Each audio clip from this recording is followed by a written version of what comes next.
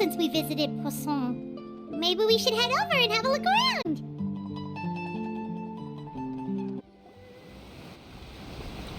Hey, traveler, Paimon. Oh, Paimon knows that voice!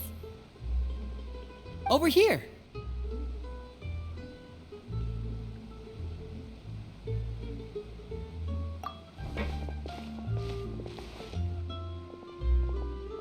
To borrow one of the more popular turns of phrase at the moment, this appears to be quite the fated reunion. Running into you two out of the blue like this has really made my day. I certainly wasn't expecting it. You can say that again. What brings you to Poisson?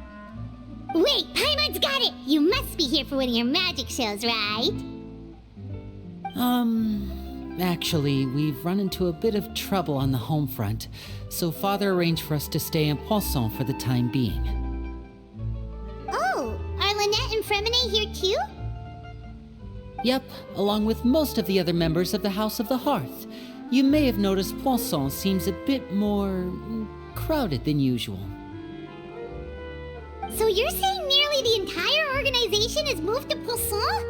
Sounds like you've run into way more than just a bit of trouble. What's really going on?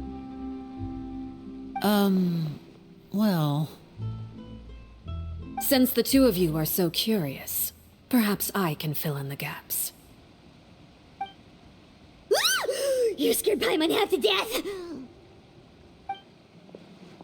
Father, you're here. You know...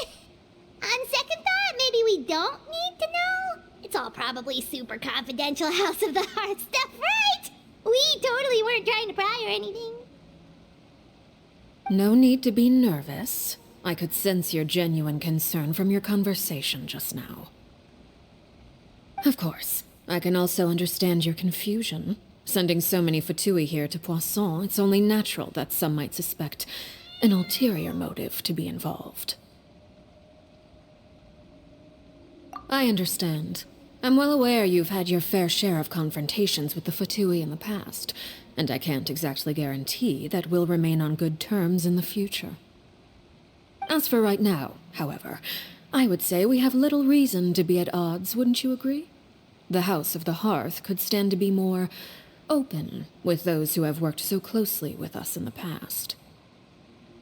As for the issue at hand, well, it hardly relates to any ulterior motive. To be frank, it all stems from a certain rumor circulating around the House of the Hearth. It's an internal matter. What sort of rumor? A rumor that a certain phantom child is hiding away in the House of the Hearth.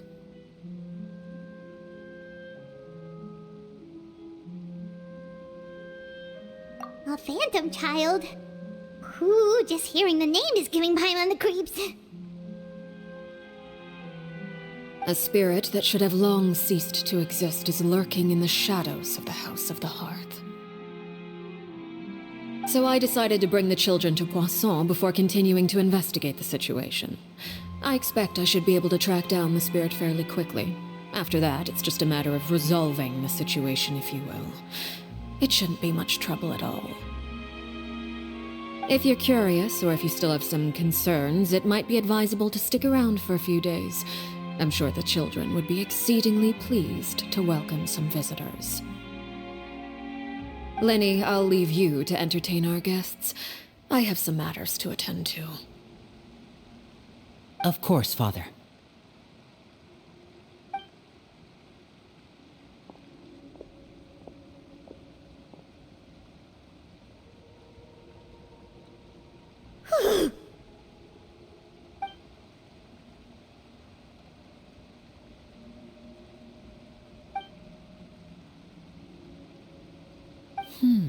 It has long been a dream of mine to invite you to our home and introduce you to my other siblings.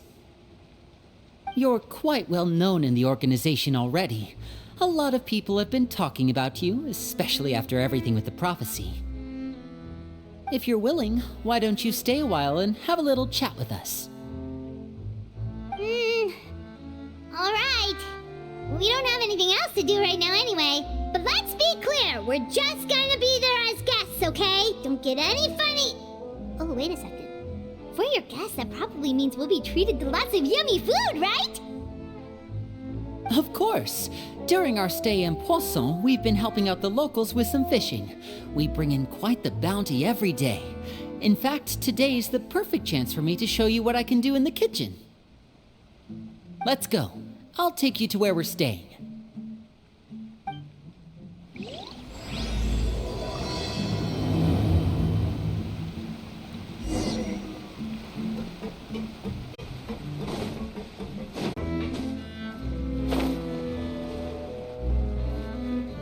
We rented this house from one of the locals to use as a temporary base. I'll come back later and tidy up a bit. After that, it should be all ready for you to stay in tonight. Awesome, thanks! So, where are we off to now? Well, when I happened to run into you two earlier, I was actually in the middle of distributing some supplies. With this many people staying in Poisson, we have to bring in outside supplies every now and then. I should probably make sure the rest of these provisions get delivered, otherwise people might start to get antsy. Okay, we'll come with! There are all sorts of rumors about your organization floating around out there. Paimon's not sure if she could even take a wild guess as to what's true and what's not. But now that we finally have the chance to see a day in the life of the house, we can take a good look at how you operate! Well, you're more than welcome to come along. Just follow me.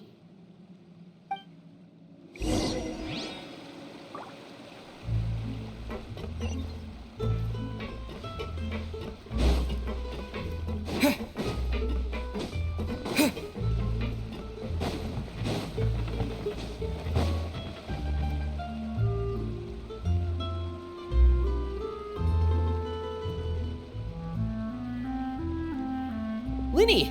We're finally here. The supplies. I'm assuming you've...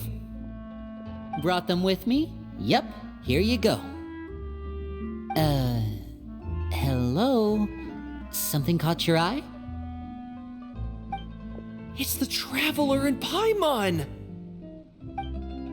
No way! Come here, everyone! Hurry! The Traveler and Paimon are here! One at a time, please. Don't crowd around them all at once. We don't want to scare off our guests now, do we? Oh, it's all right! Gotta say, Paimon didn't realize we were this famous. Of course! Father and Linny have told us so much about you. Father told us about how you helped Linny. According to her, you're a trustworthy friend. And as far as she's concerned, that's pretty much the highest compliment we've ever heard her give. As you can imagine, everyone's been very curious about you. I heard the Traveler is so strong that he can move a mountain with his bare hands. I heard Paimon eats so much that she can clean out the entire pantry at Hotel Tabor in just 3 days. Wait a second! That's the rumor you heard about Paimon? Oh, not cool at all! Oh, wait. When guests visit, you're supposed to give them gifts and stuff, right? Oh, we don't need something like that. Besides, we don't have anything to give to you. Come on, we insist. I can give you some of my new potions. Just pick your poison. And by that, I mean medicine or actual poison. I've got both. Huh? Or maybe Shaplo can teach you guys about stealth. He's super good at it. He's never been caught. Ah, now that's not a bad idea. I know you usually prefer to fight head-on, but it never hurts to expand your bag of tricks, right? When it comes to eliminating your enemies, staying quiet can go a long way. Trust me, I would know. I was poisoned not too long ago, and I'm still dealing with the after effects. So I'm not quite as good as I was before, but I can still give you some pointers. Wait, when you said gifts, Paimon didn't think you meant poison and stealth tactics. But those are the best things we can give you. You don't like them? Ooh, how about this? Tell me the name of someone who really annoys you, and we'll teach him a lesson for you.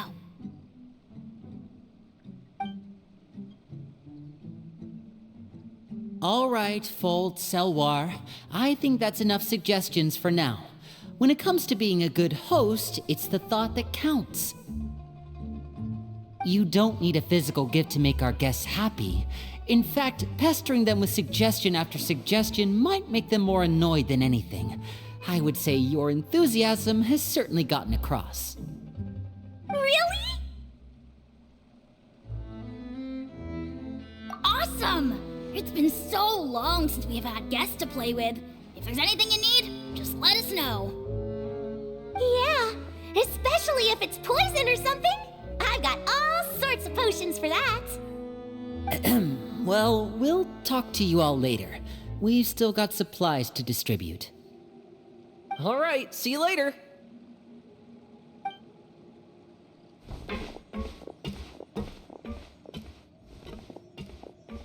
Bye!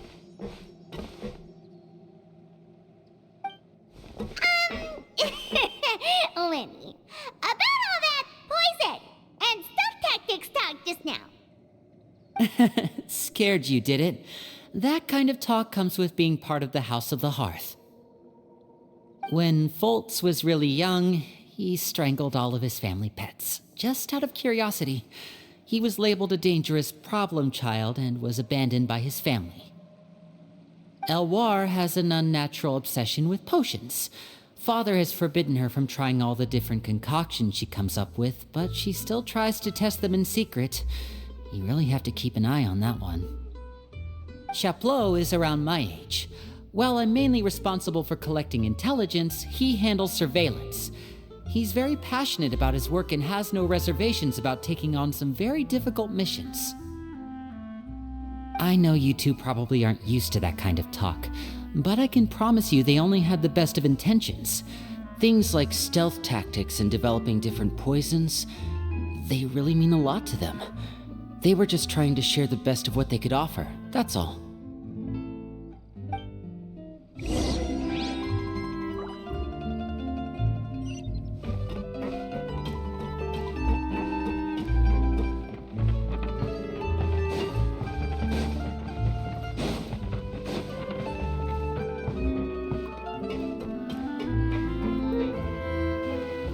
Filial, supplies are here. Thanks. And who are these two? Outsiders? Allow me to introduce you. This is the Traveler and Paimon. Oh, you're the famous duo I've been hearing so much about. It's nice to meet you. I heard you've traveled to all sorts of places. Is that true? Of course! We're making our way all across to that! Oh, good for you.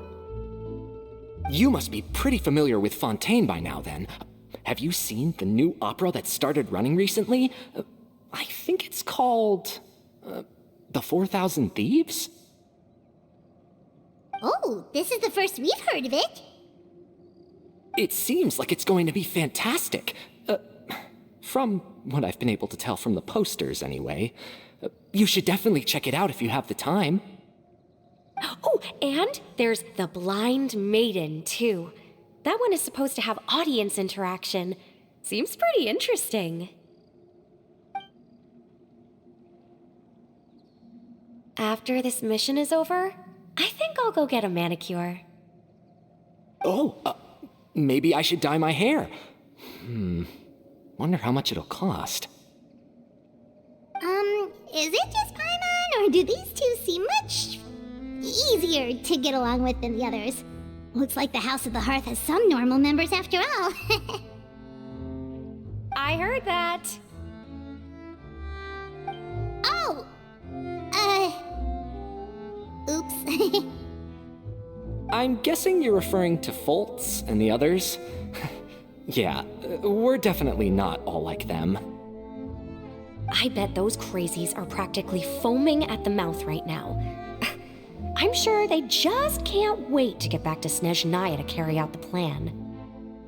That's enough, Filial.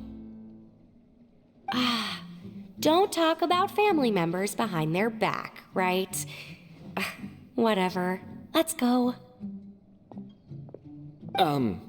Guess this is goodbye then. If you ever have some time, we should go see the opera together.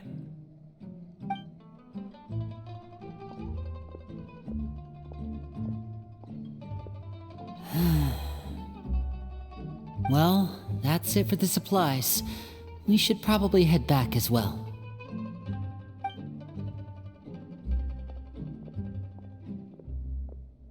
Well, they didn't seem too happy with each other. Seems like there could be something more going on here. You're right. We're only here as guests after all. Oh, Linny's getting super far ahead. Come on, let's catch up.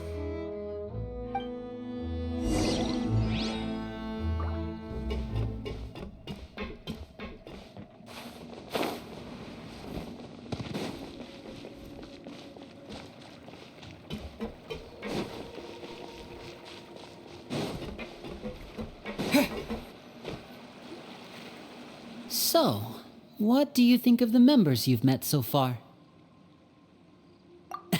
Well, Father is always encouraging us to be strong-willed and independent. So if there's one thing we've got, it's people who aren't afraid to speak their mind. Well, I should probably get cooking. Wanna join? Of course! Then let's head out and... Fremine? What are you doing here? Well, Fremine! Nice to see you again! you too. I heard you're here as guests of House of the Hearth. Welcome. We were just going to make some food. Why don't you come along? I could use some help in the kitchen, and I seem to remember you mentioning you wanted to make seafood soup for the traveler in Paimon. Seafood soup? Oh, Paimon's drooling already. Were you looking for something just now, Fremine? Maybe I can help. It's nothing. I just wanted to see if there were any extra supplies. Yeah, we've got some left over. What do you need? Some food and water, and some clean cloth, if possible. No problem. Give me a second here. Food, water... Wait a minute. What do you need all of those for? You're not on any missions as far as I'm aware, and you were just going to come eat with us. So what's this all about? I thought I'd grab an extra portion because I get hungry at night. Could be because I'm growing, you know, and... Fremine. You remember what I told you? You're not like me. Your lying skills still need some work. Tell me what's going on. Is it really bad enough that you have to keep it from your own brother? Maybe it'll be better if we gave them some space.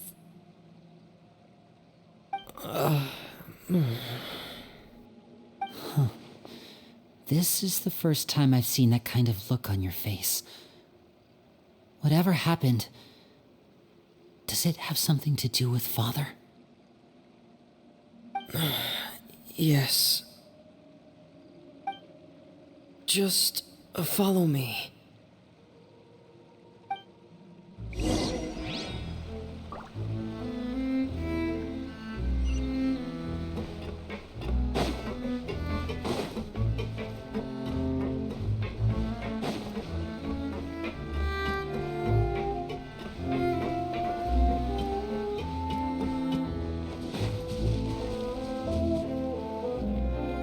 You're back! Oh, and you've brought some friends with you this time! Hello, my name's Linny. I grew up in the House of the Hearth. And you are? Hi, Linny. I'm also a child of the House of the Hearth, just like you. You can call me Clairvy. Clairvy? It's nice to meet you. Does that name ring any bells, Lenny? No, not at all. That's not a name we have on our roster, I'm sure of it. What I'm not sure of, though, is how she managed to sneak in. She must be the phantom child Father's been searching for. From the looks of it, I'm guessing you were the one that found her, Fremine. You, haven't told Father, have you? No, I haven't told anyone. I've just been keeping her hidden. For how long? About half a month now. So ever since we got to Poisson, then, do you have any idea what you're doing? I know what I'm doing. Really? 'Cause from where I'm standing, it looks like you're hiding the very person Father has been trying to find. If Father finds out about this, everyone involved is going to be punished. You know the rules of the house, Fremine. I know you do. Father doesn't tolerate any form of betrayal. So why are you doing this? I've thought it through. And I just can't hand her over like that. Linny, don't you remember last year? Sheplo nearly died after getting poisoned during that one mission. He wasn't able to get back before the poison started taking effect, and not a single person was there to help him. That night, while I was sleeping, I heard a voice telling me to go save him. I opened my eyes, but I couldn't find the source of the voice. I thought maybe I was just hearing things, but I went to look for him anyway. Luckily, I got there with enough time to save his life. That feeling of being haunted, of hearing voices, it's happened many times in the House of the Hearth. I'm sure you've noticed. So what you're saying is, that was her? She was the one who spoke to you that night? Unless there are other spirits roaming around the House of the Hearth, I don't think there's any other possibility. If Clairvy were our enemy, it wouldn't matter whether she was a spirit or an actual child. I would have acted without a second thought, because that's what Father ordered us to do. But she's been living with us, helping us from the shadows all this time. I think that makes her family. I couldn't just hand her over to be dealt with. Not when there's so much we still don't know. So what's your plan then? You can't keep her here forever. Someone is bound to find out eventually. I haven't thought that far yet. I don't want to disobey an order from Father, but I also don't want to put Clairvy in danger. Come with me. There are a couple things I'd like to say to you in private.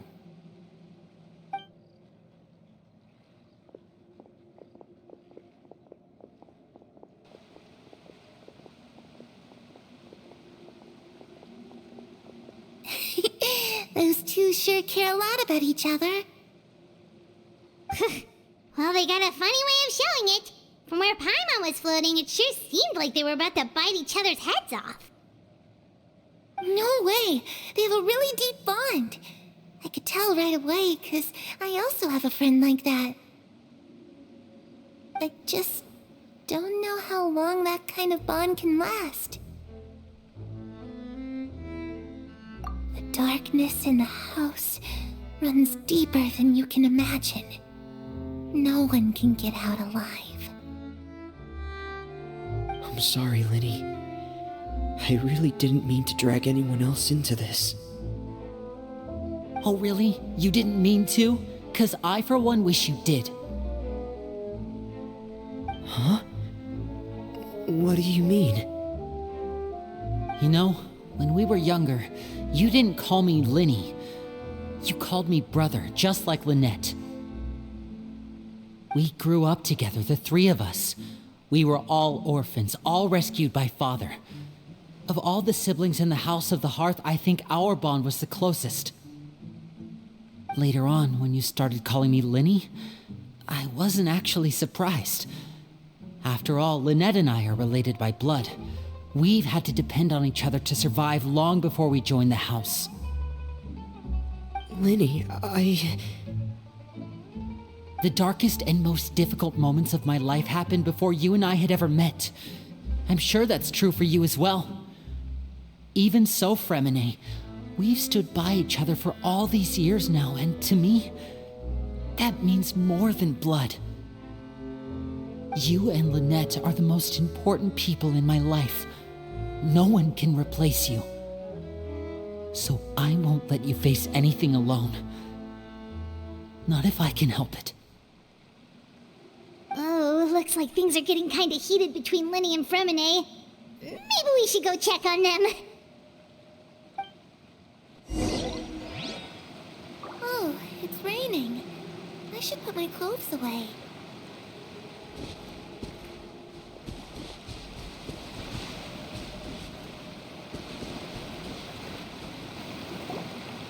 Hey, you two! Hope we aren't interrupting anything. Like a fight, or... Oh, wait a minute, Fremine. You're not crying, are you? Is everything all right? everything's fine. Thanks for asking. Well, we're all friends here, right? We've been through so much together, so if there's anything we can do to help, just say the word. It's just a small family dispute. It's not something our guests should trouble themselves with. In fact, it might be better if your stay ended here.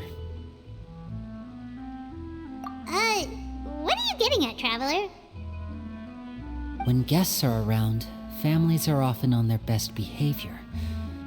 And any disputes are less likely to escalate. That's what you're trying to say, isn't it? I just... Thank you. I was really hoping to keep you out of it. But even if I could think of some other reason to turn you away, I'm not sure I could convince you. I know things could turn dangerous, so I promise you this. From now on, I'll protect you like my life depends on it. Me too. Well, back to the matter at hand then. If we don't plan on handing Clairvy over to Father, then our only other option is to solve the mystery of her identity before Father is able to track her down. That means finding out where she came from and what she's doing here. Then we can send her on her merry way and pretend like none of this ever happened. I've tried that already. And? And... nothing. I tried taking her somewhere really far away, but... after some time, she just reappeared. She even came with us all the way to Poisson. It seems like wherever the house is, she follows. I don't know much about spirits. Do you two have any ideas? Let's see here. Paimon remembers hearing something like, if you fulfill a spirit's last wish before they died, they'll let go of whatever is keeping them here and return to the ley lines. Oh, it's just that Paimon doesn't really remember where she heard that, so it's not guaranteed to work or anything. Well, sounds like it's worth a shot. Guess that means we should go ask her about her wish. But first, Fremine, I need you to promise me something. What is it? I need you to promise me that this will stay between the two of us. We're the masterminds behind this whole thing. No one else gets involved.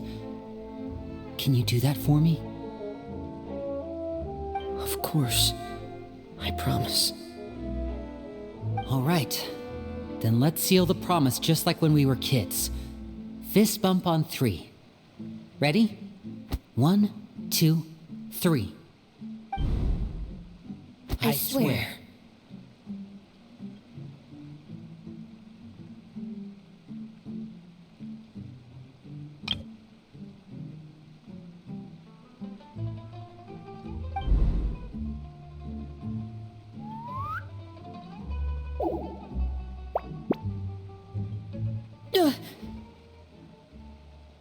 Whoa! Lynette! But what a surprise! What brings you here, dear sister?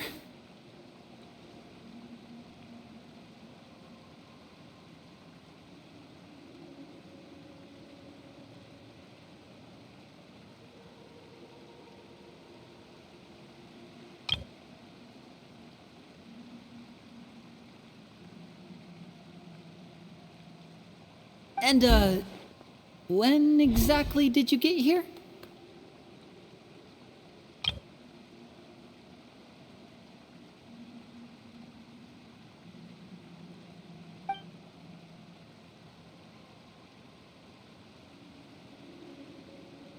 You're an idiot, brother.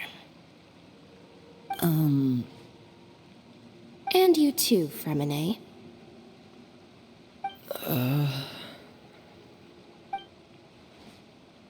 You 3, Traveler. And you 4, Paimon. Wait, what did we do? I've seen Clairvy around the House of the Hearth before. I hadn't seen her in Poisson, so I figured she must not have come with us. But it turns out you were just hiding her. I heard you talking about your plan. Rather than steering clear of the situation, I'd rather fully join in.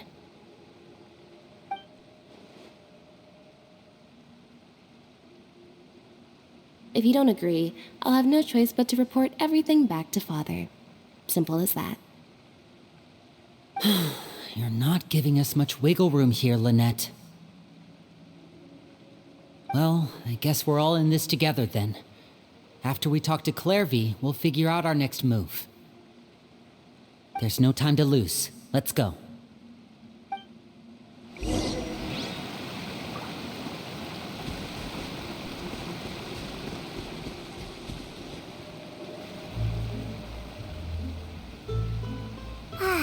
I'm full. Thank you for bringing me this food, you guys. She said she's full, but the food doesn't look like it's even been touched. That's right. Based on what I've been able to observe, it doesn't seem like Clairvy can interact with the physical world at all. Still, when she's presented with food, she'll always linger around it for a good little while. Maybe, in her mind, she really is eating those things. Does she know that she has already passed away? I've tried to ask her, but she didn't answer. My guess is that she's just as confused as we are. Or maybe she couldn't understand the question at all. Clairvy, if you've got some time, I'd like to ask you a few questions. Sure. Oh, another new friend. Hi, I'm Clairvy. Hello. Clairvy, how did you join the House of the Hearth? Huh? Isn't it the same for everybody? The knave brings you here and then you can't leave. It's just that your name, it's not on the roster. And I've never seen you before. The roster? Oh, I get it now. I think there might be some things you don't know about this place. The people in charge, they're not as nice as they look. They say they keep a roster, but it's not complete. There are a lot of people who aren't on it, and never will be. In this house, some people are family, and other people are just test subjects. Those kinds of people aren't ever going to get a place on the roster. Unless it's the roster of people who've been executed. Wait, does that mean the knave... She... Is there anyone that can vouch for you?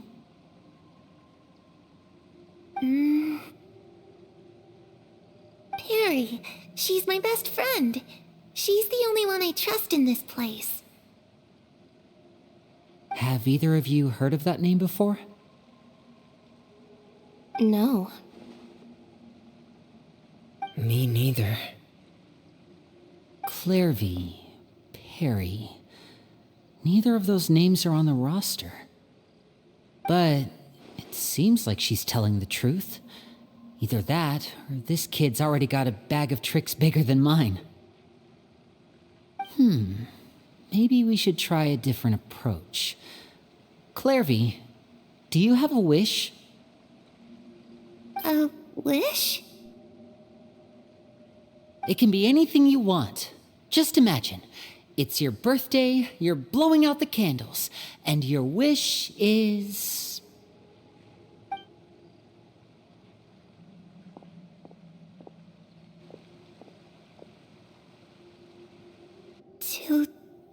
To go outside. Where the sun can find me. That's it? Well, that sounds easy enough. The darkness in the house runs deeper than you can imagine. No one can get out alive.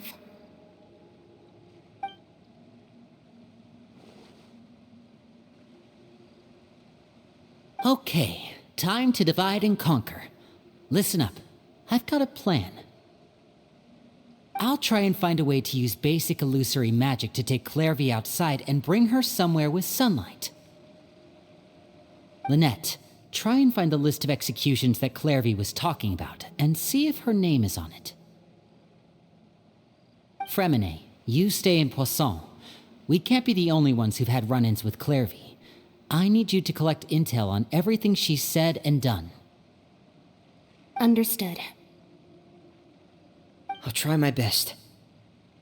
What about us? What should we do? I really appreciate your willingness to help, but this is a family matter. I don't want to drag you in too deep. It's too risky. Let me think. Since Father considers you to be guests, maybe you could stick by her side for a little while. You don't need to do anything except keep up some nice, casual conversation. Ah, Paimon gets it. You want us to distract her. I'll give you a magic bird. If Father suspects something, all you need to do is release it when she's not looking, and it'll alert me that something's wrong. Of course, that's only as a last resort. If Father doesn't seem to notice us, there's no need to make contact. We'll reconvene here tonight after all's said and done. If the worst-case scenario happens and we're discovered, just tell Father everything. We're not going to let our guests get punished for our own actions. That's where we draw the line. You too. Okay, this is where we part. Father should be at the beach nearby.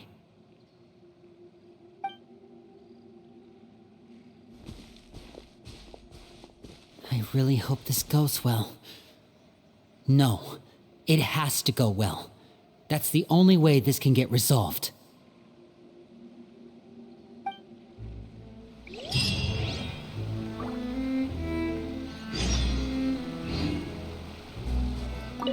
Clairvy, I'd like to take you somewhere. Is that okay with you? Sure. Where are we going?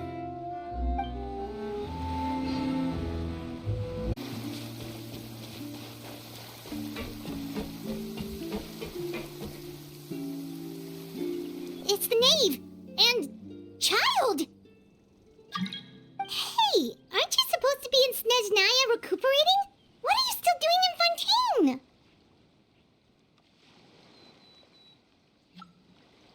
Oh, it's you two. I didn't expect to run into you here. I was unconscious for quite a while after the fight in the Primordial Sea. After I woke up, I realized I was being taken back to Snezhnaya, and well, I couldn't have that now, could I? Not when I've still got unfinished business here in Fontaine. So, I mustered up all my strength and made the journey back on my own. What sort of unfinished business are we talking here? It has to do with Skirk, my master. I really wanted to meet up with her, but by the time I got back, she had already left. I still have so many questions for her. Without any other leads, all I could do was ask the knave to help me track her down. She must have left behind some traces from her time in Fontaine. Oh, okay, so have you found any clues? Unfortunately, no. While the House of the Hearth is adept at collecting all manner of intelligence, certain existences can still manage to escape our purview. Basically, unless Master feels there's a need to meet with me, she's not going to be found. But that problem has an easy fix.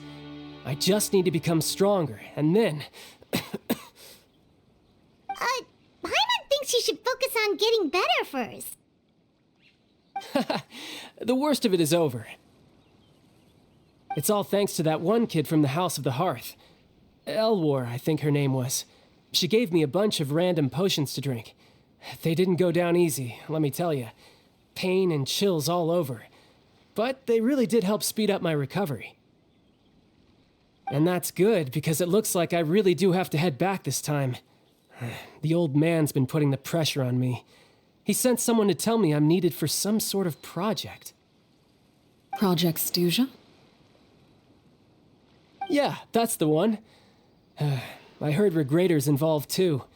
I'm not looking forward to having to listen to all his monologuing, that's for sure. Hey, maybe you could think of a way for me to stay in Fontaine for a little longer. Helping Linny and the others brush up on their fighting skills would be far more interesting. If you and I could spar, that would be even better. I've been waiting for a chance to see you go all out. And what a sweet little daydream that is. But I also have a role to play in all this. I'll be leaving Fontaine shortly as well. Besides, considering how little they see fit to step outside the homeland, being called on to return to Snezhnaya by such illustrious dignitaries, what a great honor. Wouldn't you agree? One I could do without, I'd say. Is it just Paimon? Or does it kind of seem like they're... So, dear guests of the House of the Hearth, to what do I owe the visit? Well, we just... Right! We're super close to Linny and the others, but we still don't know much about you! Is that so? Introductions have already been made, have they not? Well, you see? There's only so much you can learn about someone from a short introduction. At least tell us something a little extra, like... Why do you call yourself father?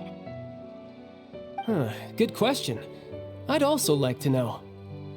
The fact that you have to ask tells me our intelligence work has been quite successful. Telling you the answer to that question would only serve to undermine that success. And we can't have that, now can we?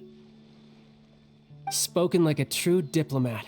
That was some expert sidestepping right there. Well, if there's nothing else, I think I'll take my leave. I still have a small matter to resolve at home. Wait, don't go!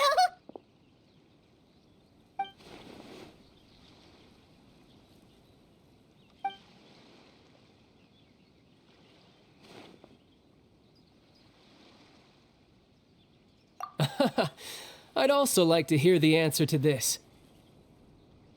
I've met some of the members of your organization, and they all seemed like really good kids. They actually reminded me of Tonya and Tusser.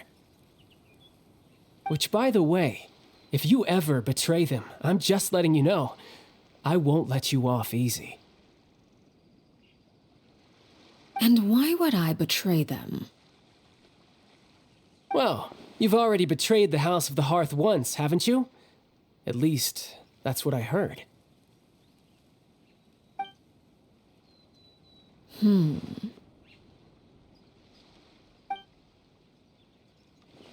Okay, I admit. That's just what the old man told me. The rooster, I mean.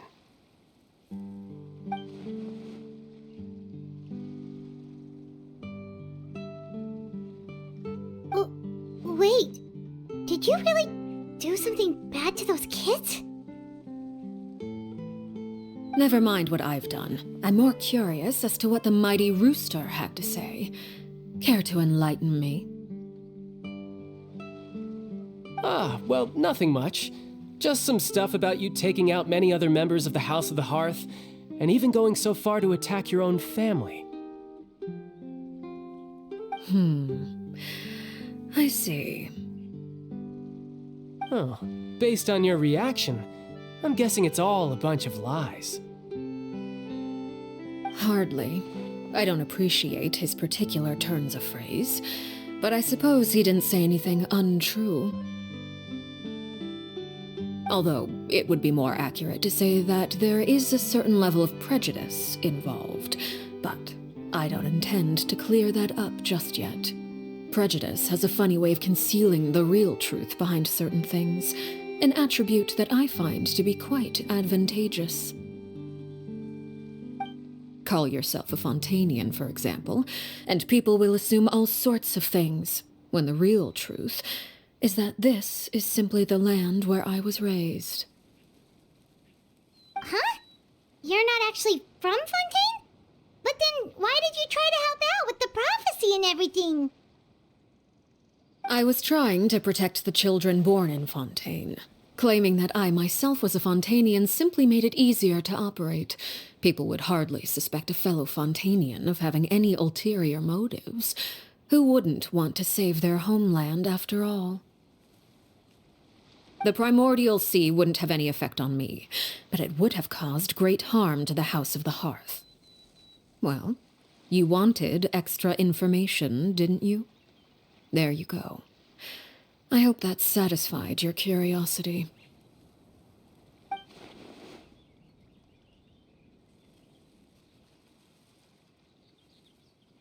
So, you stayed in Fontaine for the kids. I guess I was wrong to believe you'd betray them. Apologies. Looks like I was holding on to some prejudices myself. Good. Like I said, I like it when others have misconceptions of me. Actually, while I was recuperating at the House of the Hearth, there was something else that really caught my attention. I heard that members always resolve disputes and arguments with a friendly spar, and the loser has to back down. Seems pretty cool if you ask me. Would also give them plenty of opportunities to hone their skills. Well, that's only a recent development. In the past, such spars weren't nearly so friendly. The losing party would lose everything, including their life. They were that high stakes? Whew, at least that's not a thing anymore. Well, the current atmosphere's not half bad. I'm a bit jealous, actually. You've got so many family members around you, and you even get to live with them. Having a lot of family around means dealing with a considerable amount of bickering and scheming. Once Tonya and Tusar enter their rebellious phase, I'm sure you'll understand. Just imagine. Tusar becomes obsessed with plucking out strands from the rooster's mustache, or Tonya decides to dye her hair 42 different colors. Okay. I get the picture.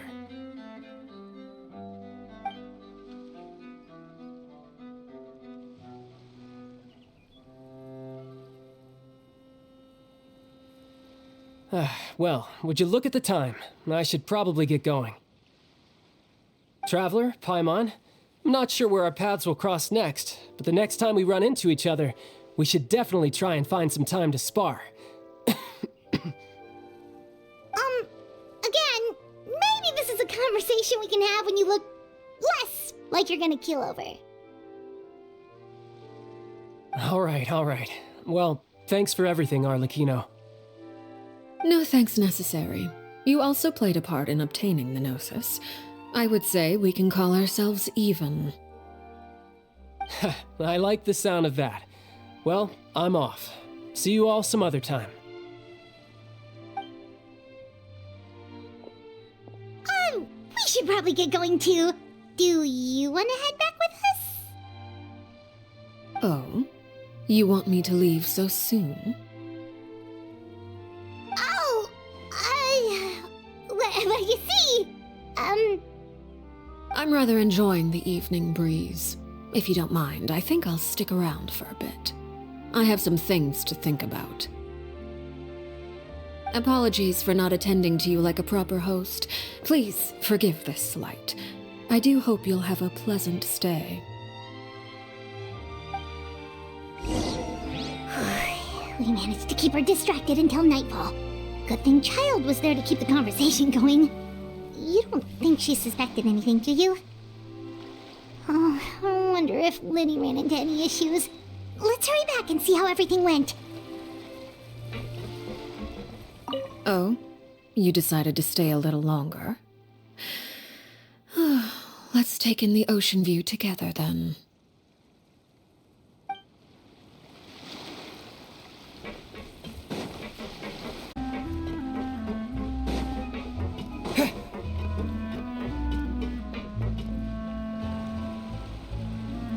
Winnie, how did everything go? Well, long story short, we ran into a small issue. Clairvy can't go into the sunlight.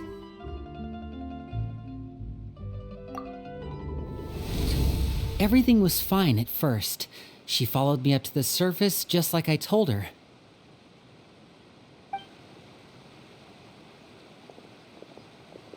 But as I led her out of the shadows and into the sunlight, she vanished.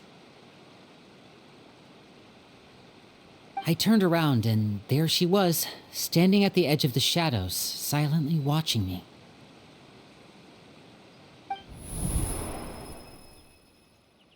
Huh. Maybe she's afraid of sunlight, or... No, it wouldn't be her wish if that were the case.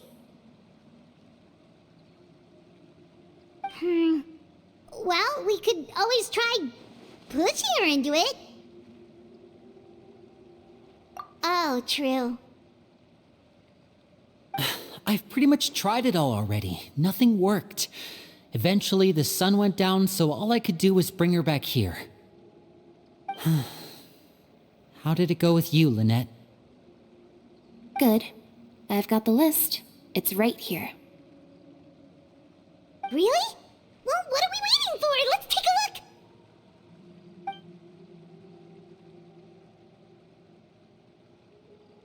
Oh, that's a lot of pages. Oh, it's gonna take forever to get through it all. We can each take a section. Here. La Pouillade, L'Endroit, Chambel, Horaire.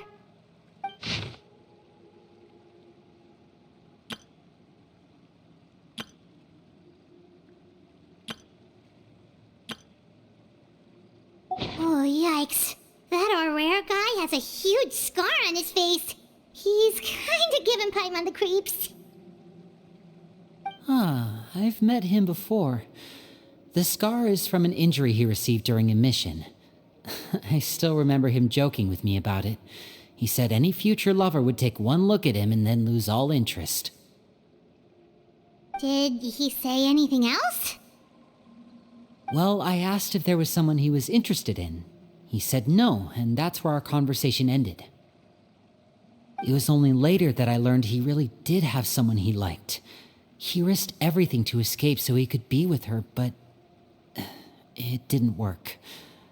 One day, Father asked to see him, and, well, I never saw him again after that. Wait, so that means the knave, she... It may seem cruel, but it's just one of the rules of the house. Betrayal is not to be taken lightly. We know too many secrets to come and go as we please. So, if you do try to leave, you pay with your life.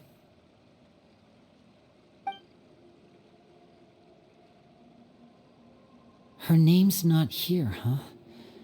Well, that's not too surprising. It doesn't seem like this list is complete. It only contains records dating back around 5 years. Let's shift our attention then. Fremine, were you able to find anything out? Fremine. Sorry. I was thinking about something. I managed to talk to quite a few people, but I couldn't help but notice that the atmosphere in the house was a little strange. Strange. Yeah, I mean, I know there have been arguments in the past, times when people haven't gotten along. Chaplot and Filial are a good example of that. Oh, those are two of the people that we met while delivering supplies. Paimon can see how they might not get along. They had very different vibes, and their, interests seem to be pretty different as well. That's to be expected, actually. Father brought us all here, shared her knowledge with us, taught us how to fight. That's one thing we all share. But that's also where the similarities end. Not all of us feel the same desire to stay here. As members of the House of the Hearth, we're also considered part of the Fatui. And to a lot of people, that's an identity they never asked for. Certain members get older and realize they want something else for themselves. But considering the rules of the House, most people would never say that out loud. People like Chaplot and Foltz are loyal to Father and her vision. They're proud to be part of the Fatui. Filial and Nantoy, on the other hand, well, they aren't quite as enthusiastic. These kinds of conflicts have always been there. It's not like Father is in the dark about any of this. Well, that's true. But it just feels like things have gotten worse lately. Filial and the others, it seemed like they were meeting in secret to talk about something. I can't say for sure, but I think they've met Clairvy. You think she's been inciting them to act out? No, not exactly. But I wouldn't be surprised if she said something to them about the darkness in the house and how deep it runs. She's told me about it before. Experiments being run on children. People being used as pawns on the battlefield without so much as the strength to survive. And they just believed all that? Without any evidence? Clairvy's words probably gave them the excuse they were looking for. Whether they actually believe them to be true is secondary.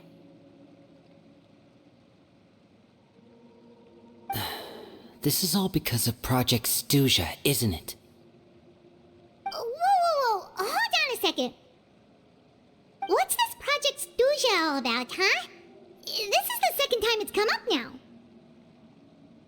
Sorry, but I'm not sure of the details either. I only know what Father has told us, which is that it's something the Rooster and Regrader have been working on together. Apparently, it has to do with the Fatui's strategic plan for the future. Because the House of the Hearth was so successful in obtaining the Gnosis, we now have the honor of playing a key role in Project Stuja. Wait, but isn't that a good thing? Key role is just another way of saying dangerous role. To us, the whole thing is an inconvenience. Father thinks so too, but she's in no position to refuse. Their plan isn't exactly unreasonable, and they've been funneling the house a lot of funding. It's just that We'll lose a lot of members in the process. Participating in the plan, it's an honor in name only. What they're really trying to do is subdue us. The existence of an intelligence organization outside their control makes them feel uneasy.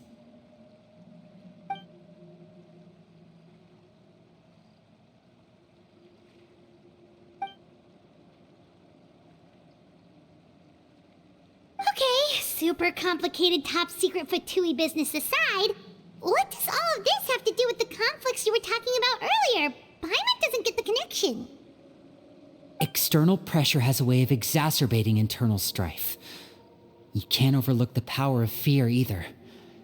People are afraid of dying, and that fear is often the impetus for a lot of stupid decisions. I thought resolving the Clairvy situation would make everything go back to normal.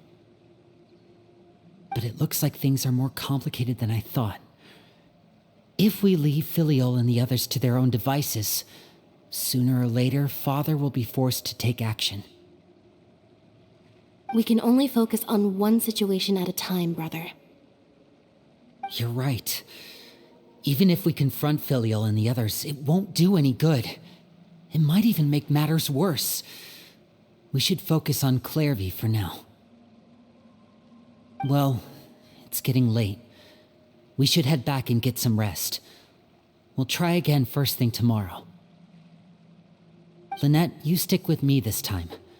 Fremine, keep a close eye on Filial and the others. Make sure they don't do anything they'll regret. Good work today, everyone. Have a good night, and I'll see you tomorrow.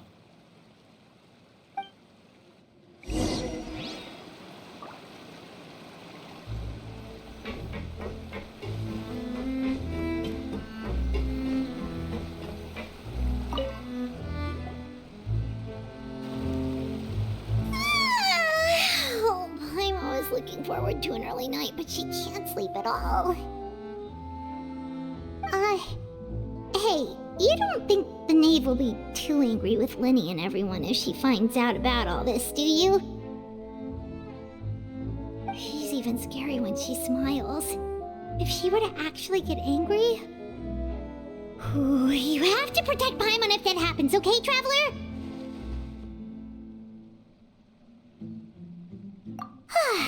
Trust is ever, Traveler.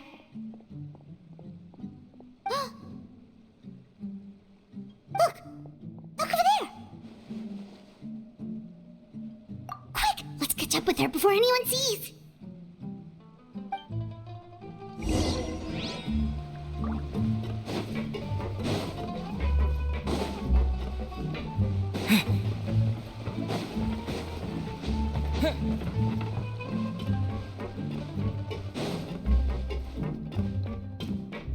Over there!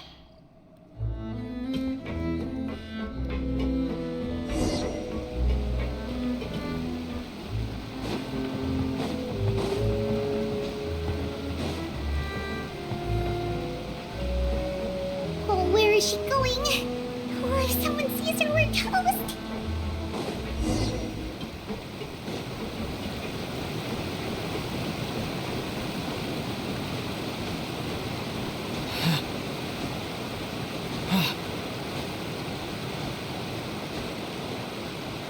Oh, look! She stopped!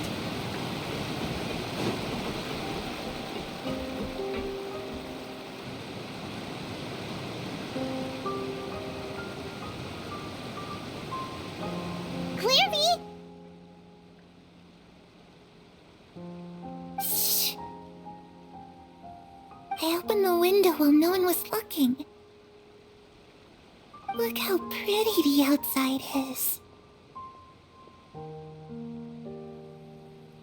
If only I could have more than this. You probably think I'm being silly, huh? All this hopeless resisting.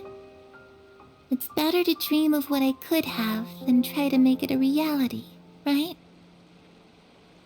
Please, help us get on the same page here, Clary. We need you to tell us what you know. Can you do that? Sure. Although, after you hear all this, I think you might regret that decision. Everyone in this family is nothing more than a tool, something to be used and exploited. We're all expendable, including me. As long as you're useful, you get to stick around. Lose your value, and you're handed over to the doctor, experimented on, and given a fate worse than death. I've seen it happen again and again, and I've had enough. You're saying the knave did all that? It's just, that doesn't seem like something she would do. She's scary and all, but it seems like even she has lines she wouldn't cross. I knew you wouldn't believe me. Everyone thinks she's a good person. They all think of her like a real mother. Mother? But she doesn't deserve that title. She's disgraced it and tarnished it. And if I had things my way, I'd never see her again. If only Perry were here, she'd understand. Perry? There's that name again. Also, Paimon's getting a strange feeling. It almost feels like she's not really here with us. Paimon can't tell if she's actually talking to us or if she's mistaken us for someone else. Well, in any case, it seems like she really needs someone to talk to. We should keep her company for a little longer. She looks so young, but it seems like she's been through a lot. It's getting windy. I should close the window. Ooh, look at the moon. Isn't it pretty? Hey, wanna hear a secret? I heard that if you look up at the night sky in Snezhnaya, you can see the aurora. It's supposed to be super pretty. Even prettier than the moon tonight. Perry and I promised each other that once we're older, we're gonna go see it together. But I can't find her. I'm worried she's also been... No, that wouldn't happen to her. She's special. Mother likes her a lot. I should really go talk to Mother, but we just fought. She doesn't want to see me, and I'm too scared to face her. What should I do?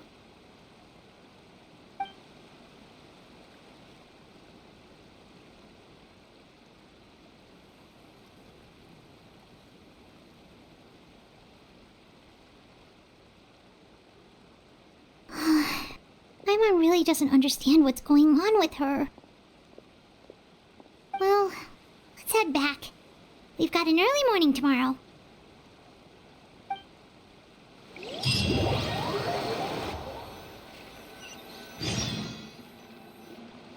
All right, looks like we're all here.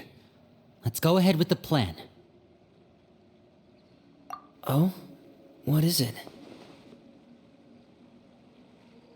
What makes you ask that? Well, we kinda ran into Clairview last night, and that's what she told us. We met the doctor back in Sumeru. He's super dangerous, and he's done all sorts of bad things. It's possible that Father and the Doctor have had certain dealings, but I don't think Father would work with him. We're not really on the same side, so there's not a lot of trust between them. That doesn't exactly set the stage for a successful partnership. I did hear, though, that when Father first became a Harbinger, the Doctor offered to work with the House of the Hearth. Father rejected most of his proposals, except for one. It had to do with some sort of secret experiment. Secret experiment? Could that be what Clairview was talking about? I don't think so. I don't know any details about the experiment itself, but I do know it's an entirely independent operation. The doctor only proposed a direction for the research. That was the extent of his involvement. I still don't think that counts as working together. The details of the experiment are confidential, but complete records are kept on all participants. That doesn't seem to be the case with the situation Clairvy referred to. I know you don't agree with some of the Fatui's methods, and I'm not asking you to. But I am asking you to trust us on this. The House of the Hearth has its own principles. There are certain lines we're not willing to cross. Alright, that's good to hear at least. Clairvy seems to think the knave and the doctor worked together to do something horrible. If that turned out to be true, Paimon doesn't know how he would even face you guys. It's just that it doesn't seem like Clairvy is lying either. The easiest thing to do would be just ask the knave directly, but Paimon doesn't think she'd tell us. Father didn't come back last night. She's probably still near the shore. We'll be counting on you to distract her. Lynette, you're with me. Fremine, you know what to do. Be on your guard, everyone. All right, let's get to it.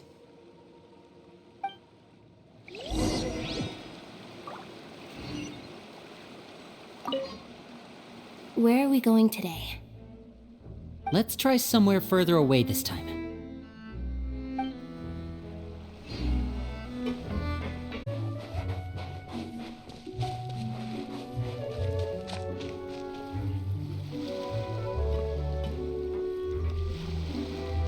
Ah, it's you two again. I must say, you look a bit pale. Did you have trouble sleeping last night? A little. Perhaps if you had less on your mind, you'd be able to absolve yourself of such troubles. So what are you planning to do now? Catch up on some sleep? Or should I give you some time to rack your brain for a topic to discuss before I ask any questions? Although I must profess to being curious. Without child here, how do you plan on distracting me? Us? Distract you?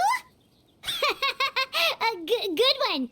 But no, we were just here for a chat. Looks like you could have used some extra time to think. No matter. If you don't have any other plans, why don't you accompany me somewhere? Don't worry. I'll be sure to steer clear of any scheming children.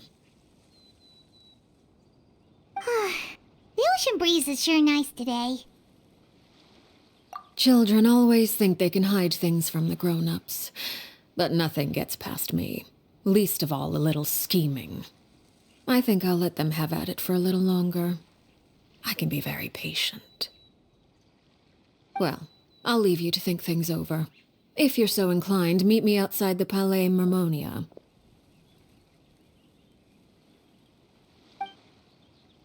Good things come to children who do as they're told.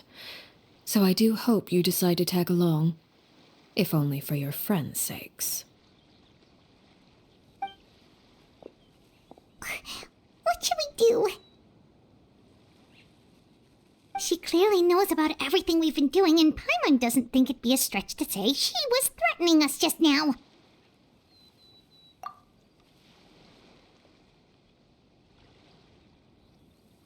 Oh, good idea.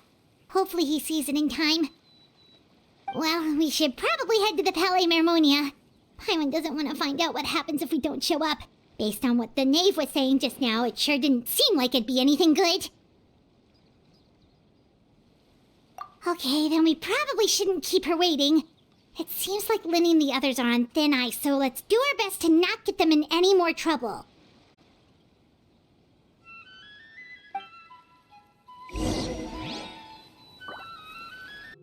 Seeing as we still have some time before my meeting, we might as well enjoy some pleasant conversation while we wait. I'm glad to see you get along with my children.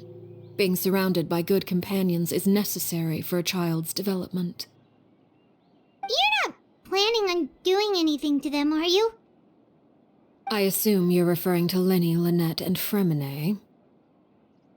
Although, there's that situation with Filial and Nentoy as well. It appears quite a few people have been acting out lately. No matter. I'm not one to discriminate. All those who betray the house meet the same fate. There are no exceptions. Does that mean you're going to kill them? Oh, are you here to beg for their lives? I'm sorry to disappoint, but the rules of the house change for no one.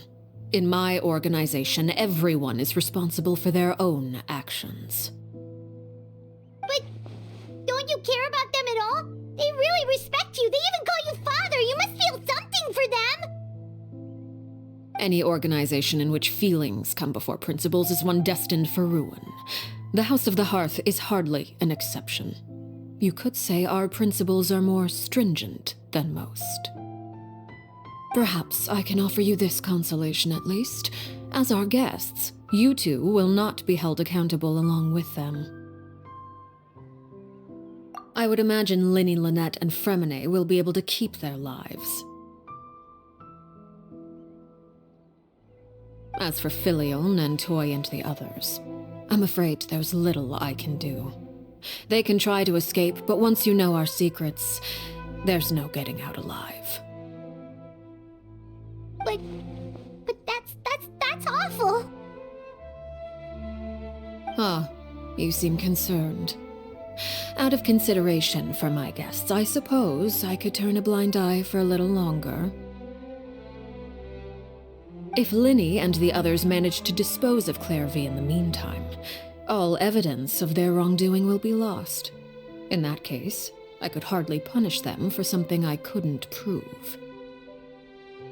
If their efforts are unsuccessful, on the other hand, all will be held accountable, and the punishment will be severe.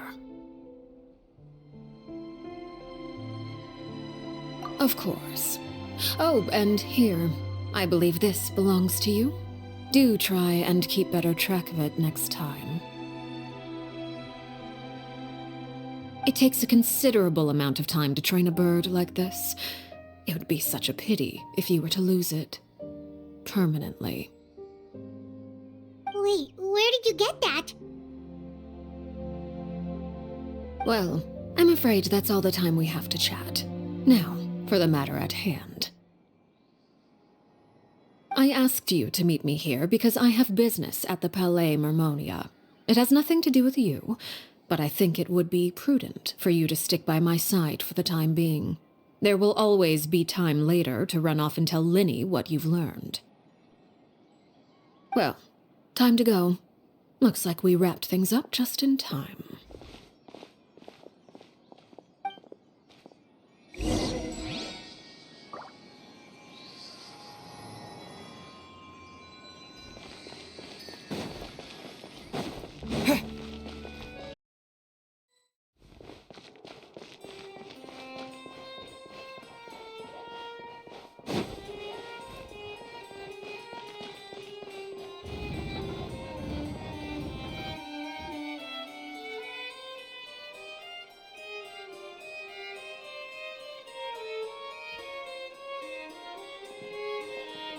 It's been a while, Monsieur Neuvillette. I must say, I wasn't expecting my meeting request to be approved quite so quickly. The Palais Mermonia operates with an efficiency worthy of admiration. It is only right that an esteemed diplomat such as yourself should be afforded the proper level of respect. Although, if I may speak plainly, I must confess that I did not anticipate we would have the occasion to meet again after presenting you with the Gnosis. I see you brought the Traveler and Paimon with you as well. If I may inquire as to the purpose of your visit. I'll be departing Fontaine shortly. There is, however, an outstanding matter that I would like to see resolved before I go. It requires a rather lengthy explanation, I'm afraid. So I took the liberty of explaining everything in this proposal. Please review it at your leisure, Monsieur Neuvillette.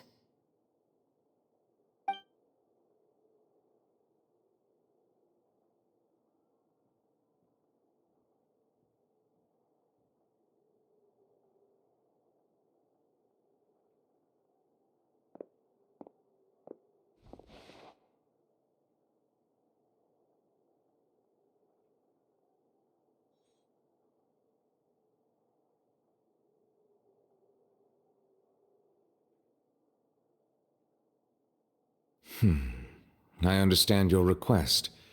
However, at the risk of causing offense, I must admit that I fail to see why you would wish for such a thing. I heard you have a certain fondness for water tasting, Monsieur Neuvillette, so allow me to use water as an analogy. A family is like a large body of water with countless rivers flowing in and out.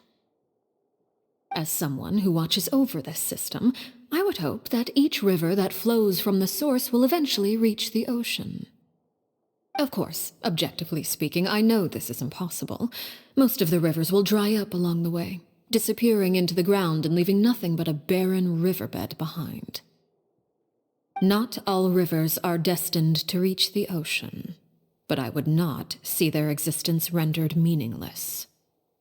I believe the water that flows within them is simply meant for a different destination, like a field in need of irrigation, or perhaps the glass of a certain water-tasting enthusiast.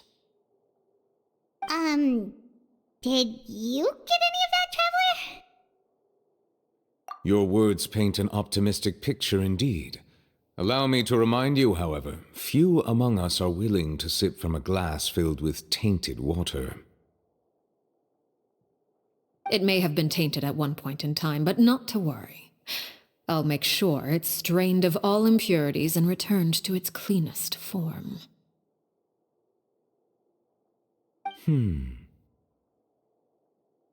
I seem to recall there being a transactional aspect to your proposal. Perhaps you could expound on that? If you accept my proposal, Monsieur Neuvillette, I will gradually withdraw my forces from Fontaine. And, unless absolutely necessary, I will no longer carry out any special missions within Fontaine. I presume I can take your words to mean that, in the future, cases similar to the Tartuffe assassination will cease to cross my desk? Tartuffe? Ah, that thief who embezzled funds from all those charities, you mean? My deepest condolences to his family, but without any evidence, I cannot imagine how the House of the Hearth might have been involved in his passing. Of course, if you accept my proposal, Monsieur Neuvillette, I'm sure certain measures could be taken to reduce the frequency of such troubles. You choose your words carefully indeed. In that case, I am inclined to accept your proposal. My thanks for your generosity, Monsieur Neuvillette. Well, with that settled, we should be going now. I took the liberty of bringing along 2 bottles of spring water from Snezhnaya for you to enjoy. I do hope I get the chance to hear your impressions. Perhaps at our next meeting, yes? Indeed. I trust you would not overlook your commitment in the meantime. All right, Traveler Paimon. Time to go.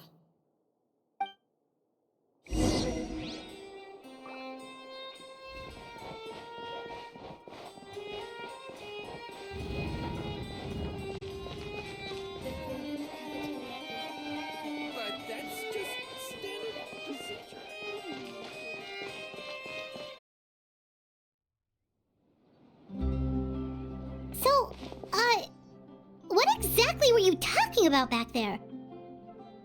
Paimon only heard you mention some rivers, a large body of water, and then some kind of irrigation scheme. You really want to know? I would imagine there might be more pressing concerns at the moment. Winnie, Paimon really hopes everything's going okay.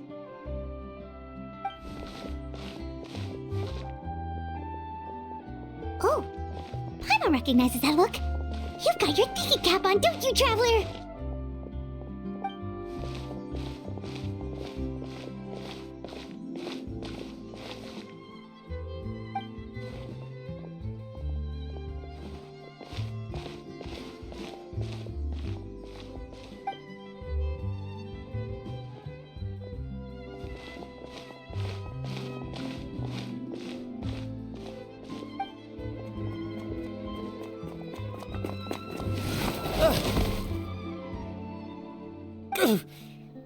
Oh, shoot.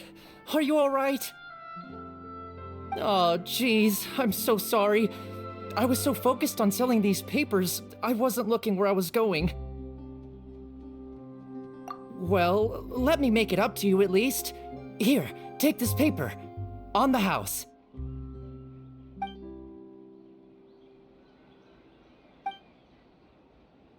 Oh, you don't have to give us anything.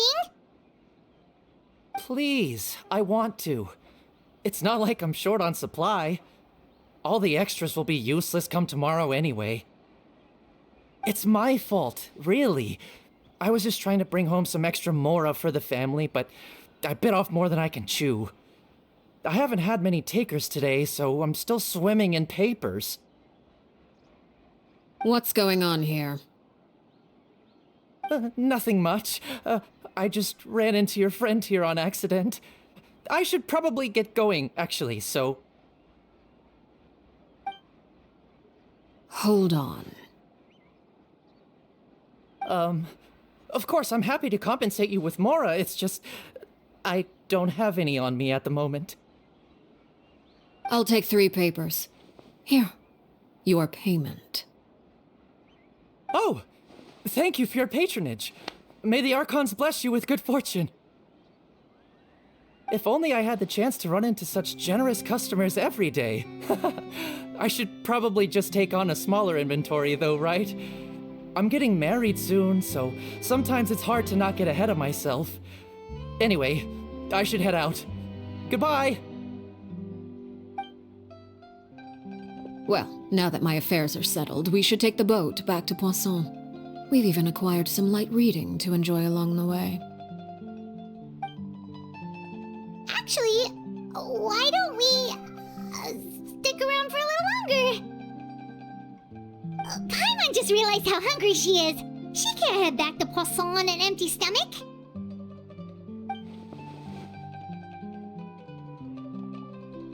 It appears you two are under the impression that delaying our return will somehow alter the situation in your favor.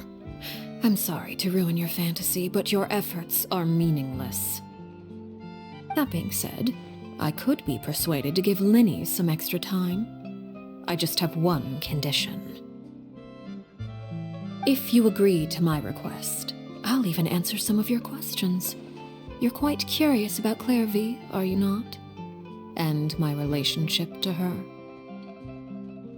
Wait, why are you being so generous all of a sudden? You're not gonna ask us to do something bad, are you? You overestimate yourself. You don't have the talent for bad things. Then what can you possibly... The most important consideration in a negotiation is that both sides receive something they want.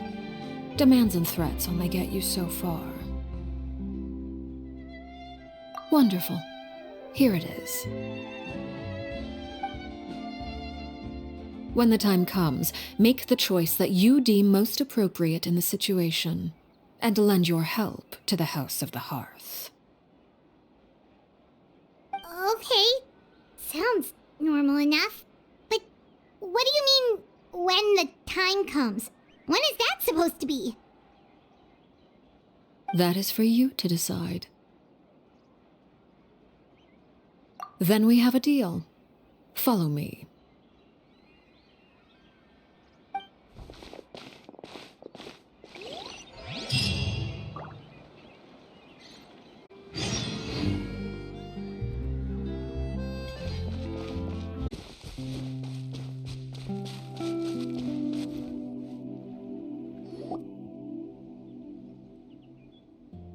What is this place? Somewhere long forgotten by everyone. It used to be a grand building. Now it's nothing more than a pile of rubble. No one comes here anymore, nor does anyone care about what once happened here. Although, this place does have something to do with the story I'm about to tell you. It was before I became a harbinger, and before Linny and the others joined the House of the Hearth. Due to certain events, I first killed Clairvy and then her mother. And this is where it all happened. You were the one that killed Clairvy? Patience now. Allow me to explain Clairvy's side of the story first. I'll start from the beginning.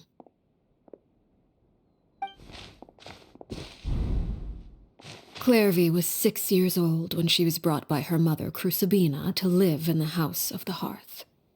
From the outside, it seemed like a fairy tale. A thriving family made up of kind adults and friendly children. Crucibina was the knave at that time, and the House of the Hearth was under her control. She was Clairvy's mother by blood, but she was also the mother to all the children in the house. Clairvy was happy here, for a time. But she quickly realized that being part of this family wasn't a fairy tale at all. It was a kind of purgatory. Purgatory? Exactly. The House of the Hearth takes in war orphans from all over Teyvat. But as for how to raise them, that depends entirely on the person in charge. Crucibina came up with a novel idea. She would teach the children to fight, force them to duel each other, and then crown as the king of the house the child who proved themselves most worthy of inheriting her title. It's difficult to estimate the number of children who died or were maimed in the process. There's little I can say about the ones who died. The ones that emerged with permanent injuries, on the other hand, well, they still served a purpose. They would be handed over to the doctor to be experimented on, or sent away on dangerous missions. Nothing more than tools to be used and then discarded.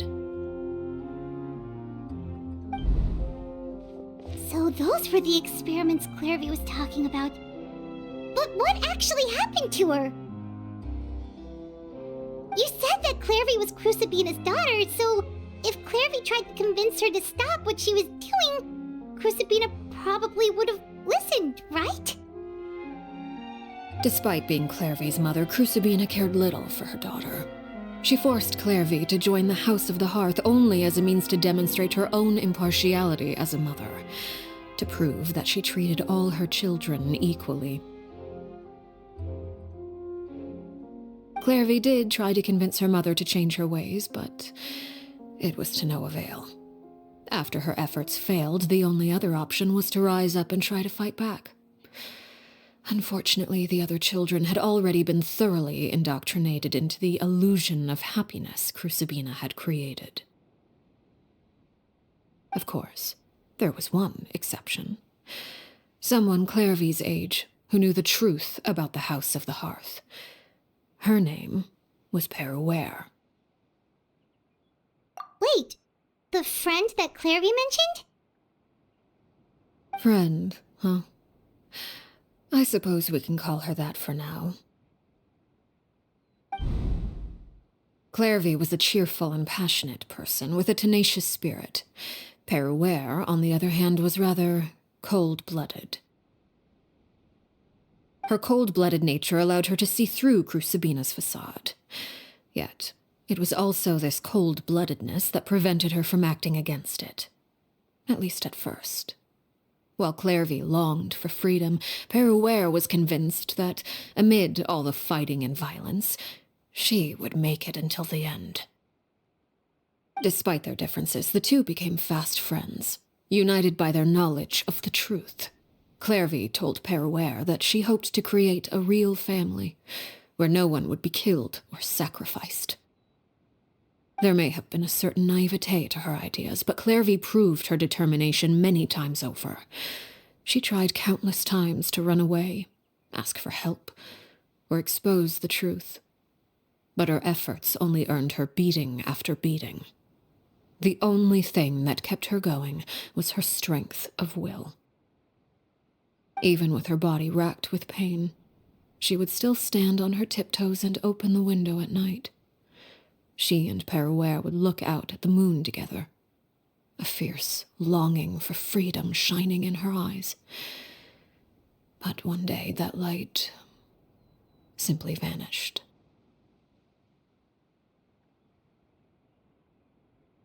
Oh no. What happened? Her hopelessness resulted from a culmination of things. 10 years had passed. 10 years worth of failure after failure. She and Peruere weren't children anymore, but finding any chance to escape still seemed as hopeless as ever. It was during this time that Peruere suggested a new plan.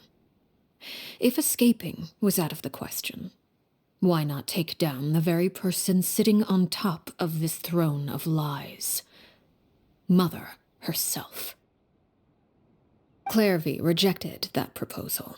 She claimed that, as a famous harbinger, Crucibina possessed an unimaginable amount of power. Trying to kill her would have an incredibly low chance of success. Clairvy never gave another reason, but Peruere could see it written all over her face. Clairvy still thought of Crucibina as her mother. Killing her own flesh and blood was a line she couldn't bring herself to cross.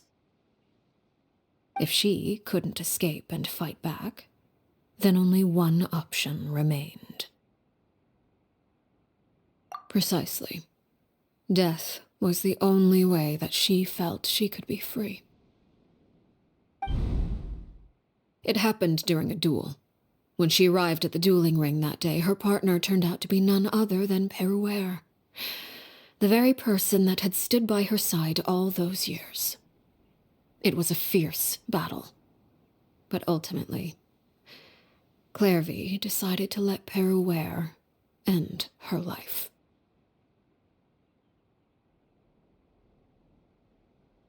From that moment on, Peruere's journey was one written in flames. When the rain finally came and washed it all away, there she stood, the sole victor in Mother's endless game of slaughter, a trail of corpses strewn across her path to success. It was the very result she had predicted 10 years prior. Even then, she believed she would make it until the end. She wasn't surprised by the fact that she emerged as Mother's undisputed heir. Rather, her success left her with an inexplicable sense of restlessness. She was unsettled, and there was only one thing that could quell that sensation. Perhaps you two would like to take a guess as to what it was? Crucibina, you mean? But... Correct. This is the place where Peruere killed her best friend. A mere year later, this is also the place where she fought tooth and nail to kill the mother they shared. The moment she acted, any conception of what was right or wrong ceased to matter. It's one of the principles of the house. Only those who survive get to write the rules. Peruere won the battle, and became a harbinger herself, after which Her Majesty, the Tsaritsa, bestowed upon her a new name. Arlecchino. So the Perry Clairvy was talking about... It was you all along. You're Peruere. Arlecchino is just a name you got later. I left that name behind long ago. I must say, hearing it now does bring back memories. After I defeated Crucibina, the moniker of Mother died with her. I chose to forego the title she called herself, and even chose to give up my own name. I rebuilt the House of the Hearth under a new identity, not only as Arlecchino, but as father. And that is where the story ends. Any more questions? Yeah. Based on what you just told us, Clairvy wasn't a little kid when she was killed. So the Clairvy we met... Was she really a spirit at all? I suppose you could call her an illusion born of flame. Her existence is like ashes to a fire. Something left over in the wake of blaze and ruin. You see, a certain power runs through my veins. It's not unlike a curse. My flames leave behind shadows of anything they consume. Of course, the chances of those shadows morphing into a sentient entity are exceedingly slim. Clearvy is a very special case. Clearvy died when she was 16 years old, but what emerged from the flames was her 6-year-old self. Her appearance wasn't the only thing affected. Most of her memories were lost to the blaze as well.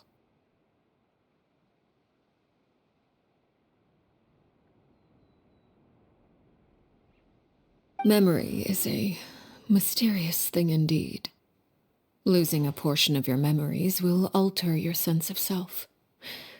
Lose 10 years' worth, however, and it would be like living in the past. Like returning to a version of yourself that never grew up. No wonder Paimon got such a weird feeling when we were talking to her.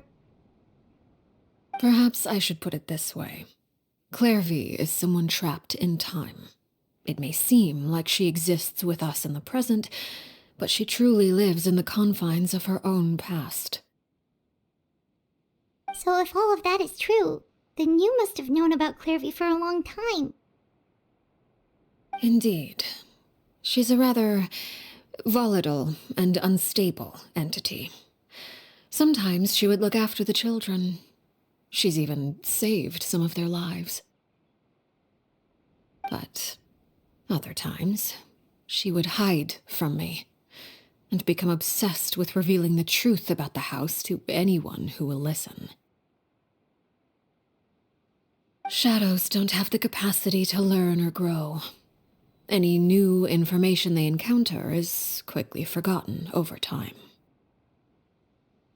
Your attempts to expose Clearvy to sunlight. They failed, yes. The reason is actually quite simple. In Clearvy's mind, the house is impossible to escape, and it is this very perception that traps her there. But no matter. All I have to do is kill her again, and all will be resolved. I don't anticipate so much as a single speck of ash will be left behind this time. Wait! Paimon can understand why you might want her gone, but isn't there another way? So what if she's trapped in her 6-year-old self? She's still your friend! At least talk to her first! It's too late for that. She broke the rules, and now she must be punished. That goes for Filial and Nantoy as well. She's had quite the effect on them. I hope you understand. The difference between Crucibina and myself lies in our formulation of the rules, not our policy for enforcing them. Upholding the rules without question is a trait we both share, because that is how a household should be run.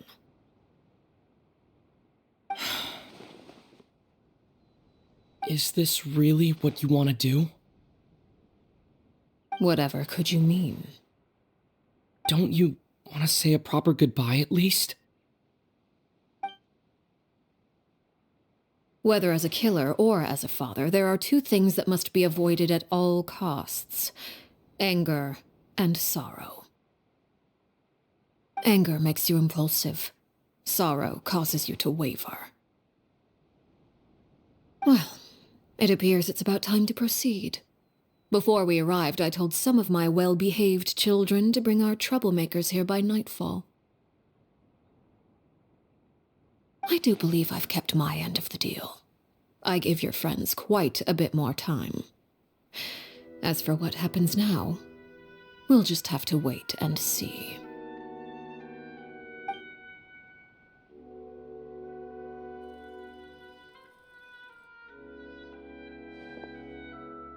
Here they are, Father. Oh, you gonna execute him? Seeing something like that would actually be a first for me. Lenny! I'm sorry. I heard about how you helped buy us more time. But I still failed. I couldn't find a way to fulfill her wish. Huh? Are you... Perry? Indeed, it's been a while, Clairvy. Perry! Shh. Stay right there. I'm sorry to postpone our reunion, but first I believe certain scores need settling.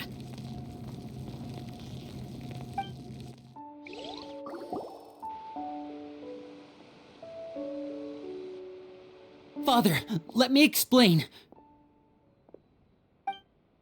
Out of my way. Father! You chose to conceal a threat to the house, and for that, you must be punished. Overall, however, I suppose your wrongdoing is hardly the most egregious of the bunch, so I'll deal with your punishments later. As for right now, the more pressing concerns are the traitors among us. By traitors? Do you mean us? Father, let me explain. We didn't mean to... Fultz, why don't you share what you heard? Yes, Father. Secret Midnight Meeting number 3. Participants, Filial, Nantoi, Sato, Toddy. Nantoi clearly said, if only Father wasn't the one who took us in. Sato added, I'm sick of this life. I just want to live as a normal person.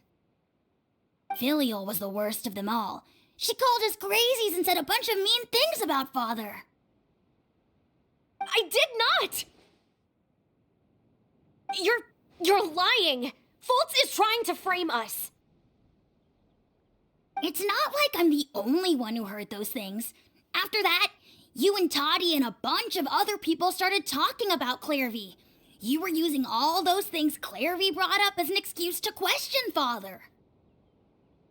We're birds locked in a cage. The only way out is to destroy it. That's what you said, wasn't it? You little.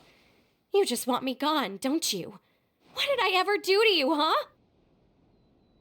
And you, Sheplo, have you forgotten who stood by your sickbed, watched over you, and changed your dressings?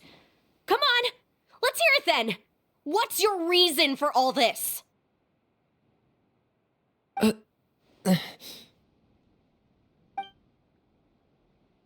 You're wrong, Filial.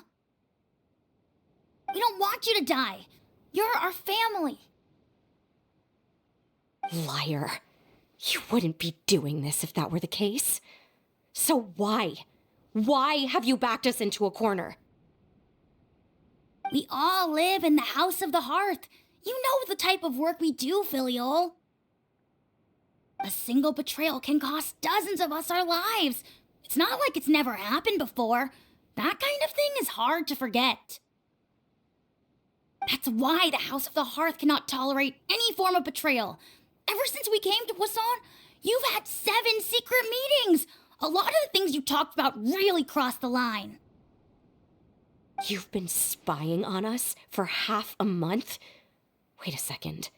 Now that I think about it, the move to Poisson was just a way to make it easier to spy on us, wasn't it? Because we were all in one place. You've had this planned all along. Filial, Nantoi, I'm sorry. I owe you both my life. I owe Clairvy too. If it weren't for all your help after I got poisoned, I wouldn't be standing here today. If this were any other situation, I would do anything to repay that kindness, even if it cost me my life. But rules are rules. I'm sorry. My hands are tied. Why? Why? That's enough, Filial. We made a mistake, and we should own up to it. We broke the rules, plain and simple. And now we have to face the consequences. I'm sorry, Sheplo. Fultz. I'm sorry, Father.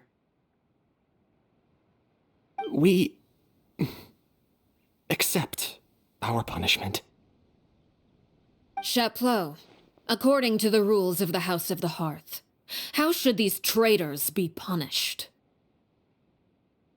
All those who betray the house pay with their lives.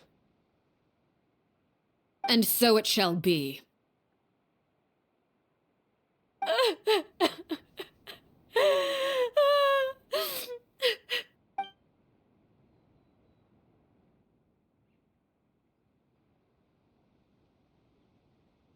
Father, please wait!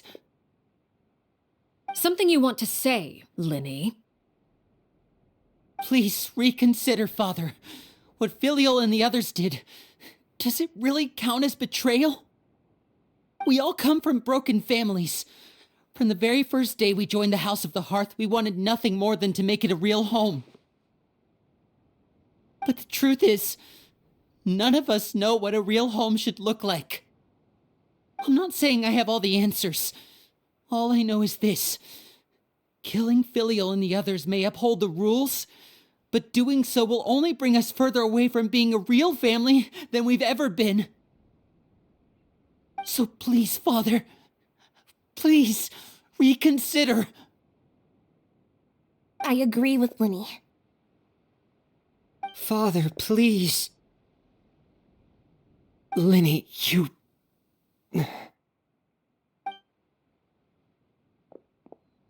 I also agree with Linny.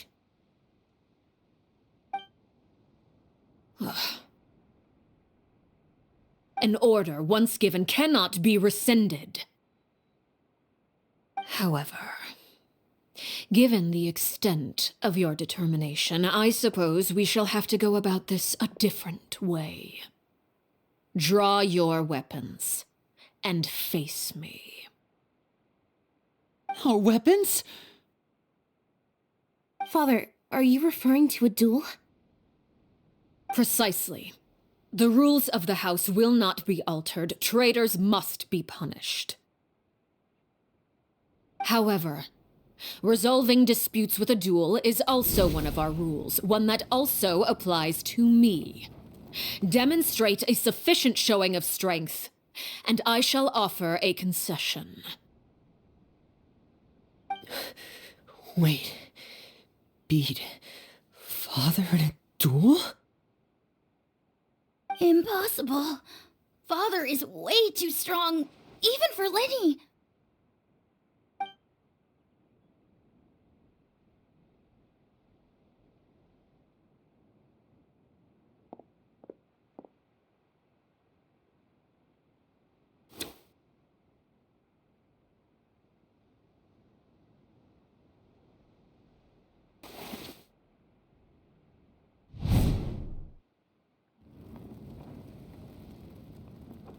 Did you hear that, Traveler? Linny and the others have to duel the knave. What should we do? Can they really win something like that? If they lose, those people from the house are really gonna be executed. Hey, are you listening?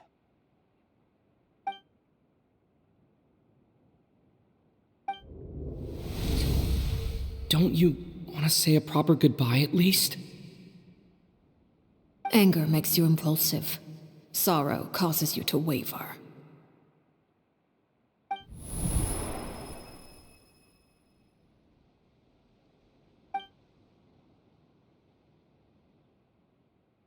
Oh. Looking at that expression on her face, she seems really serious about this. Guess that means there's no chance she's throwing the duel on purpose, huh?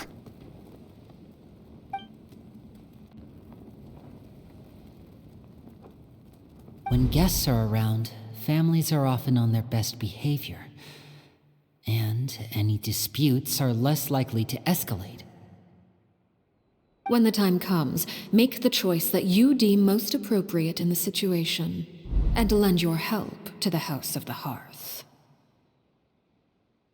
What's wrong, Traveler? Hey, where are you going? Traveler?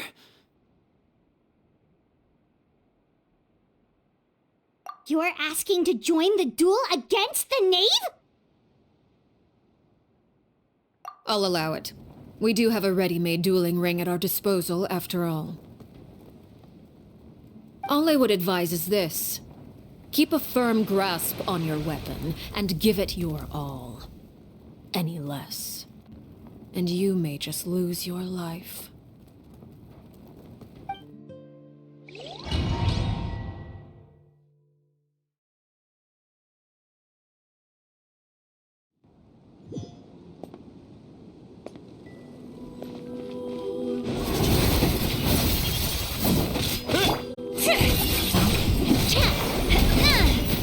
Not bad.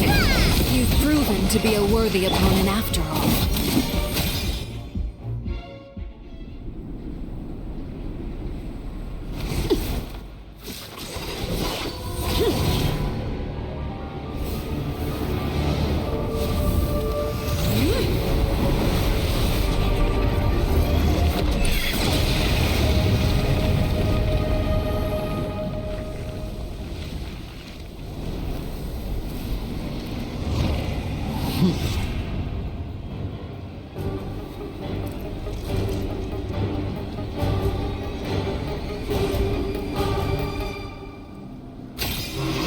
Where'd that come from? Has been seared away. Hold the line! My blade is all that remains.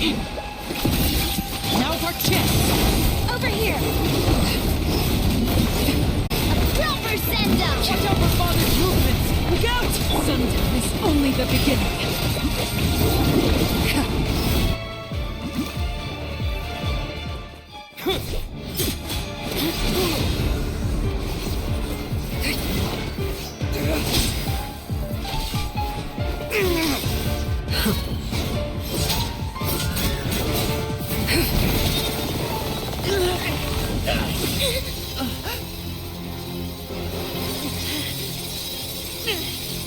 You should know better than to crowd in one place.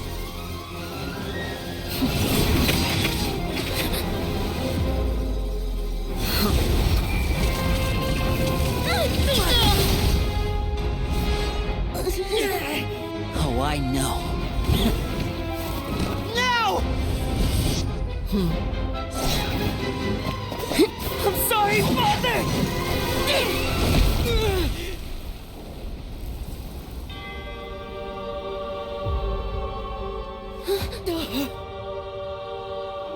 Sorry for what? This pitiful excuse for an attack.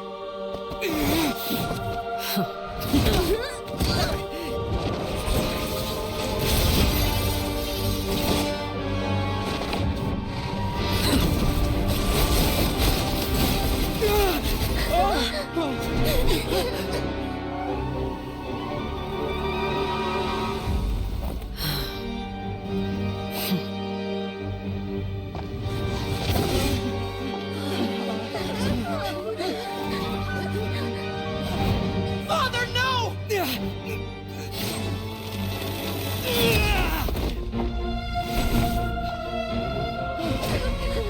Made it out, did you? You're stronger than I expected.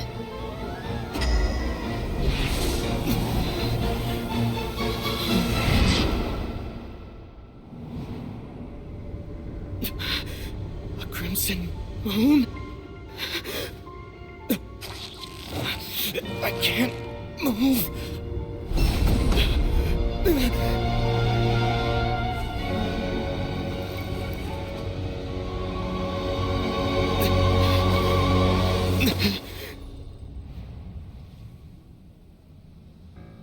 Still, not strong enough to beat me.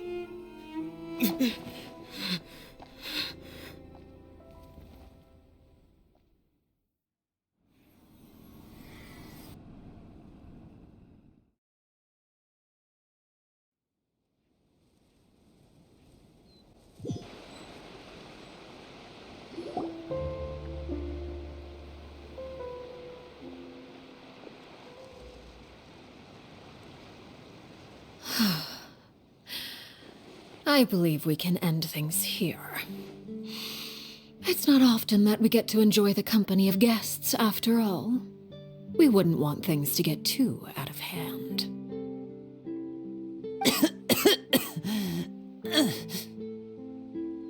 Brother, are you all right?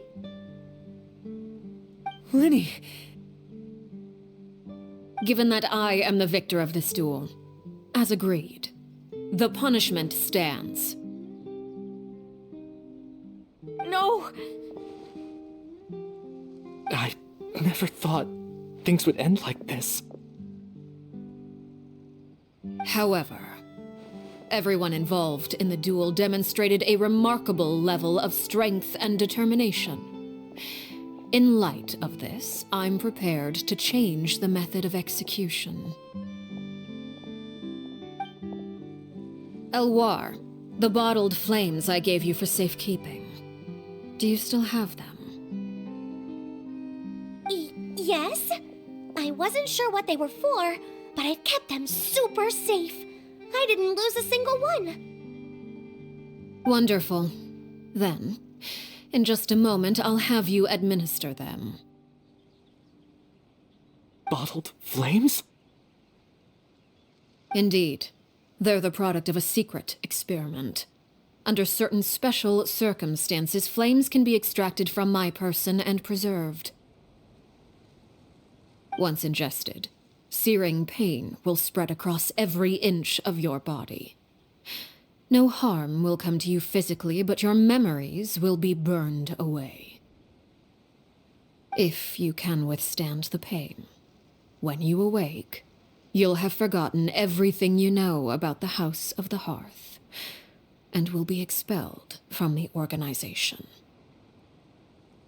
In other words, administering this concoction will kill the version of you that grew up in the house, and give you a new identity.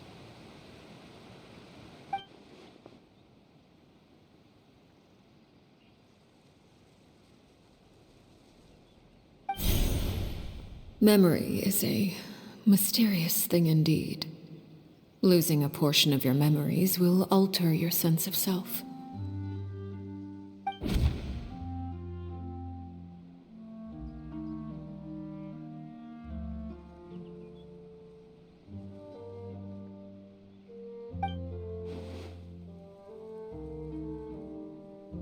So, you're just letting us go, Father?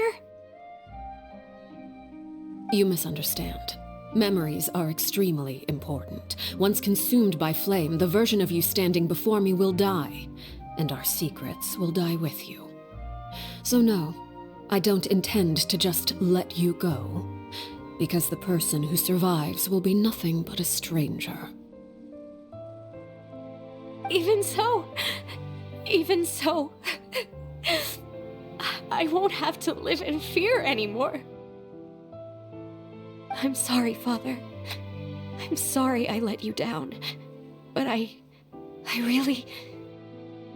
Don't cry, Filial. You haven't left the house yet, so there are still rules to be followed, yes. Remember what I taught you. Anger makes you impulsive, sorrow causes you to waver. Don't let yourself be controlled by your emotions. Of course. I'll remember. Dry your tears, and go pursue the life you really want. Yes, Father. Chaplot, Foltz, Elwar, take them back to Poisson. And bring Linny and the others as well.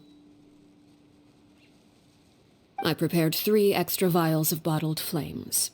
As for whether to take them, the choice is yours. Goodbye, children. The next time we meet, I will no longer be your father.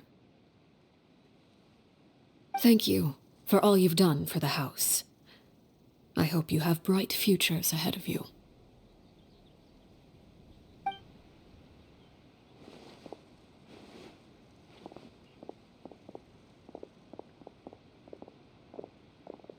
Father. Let's go.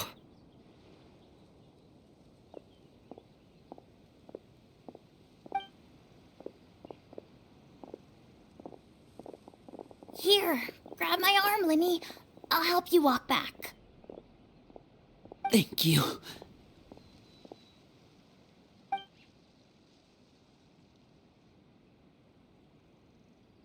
Clairvy.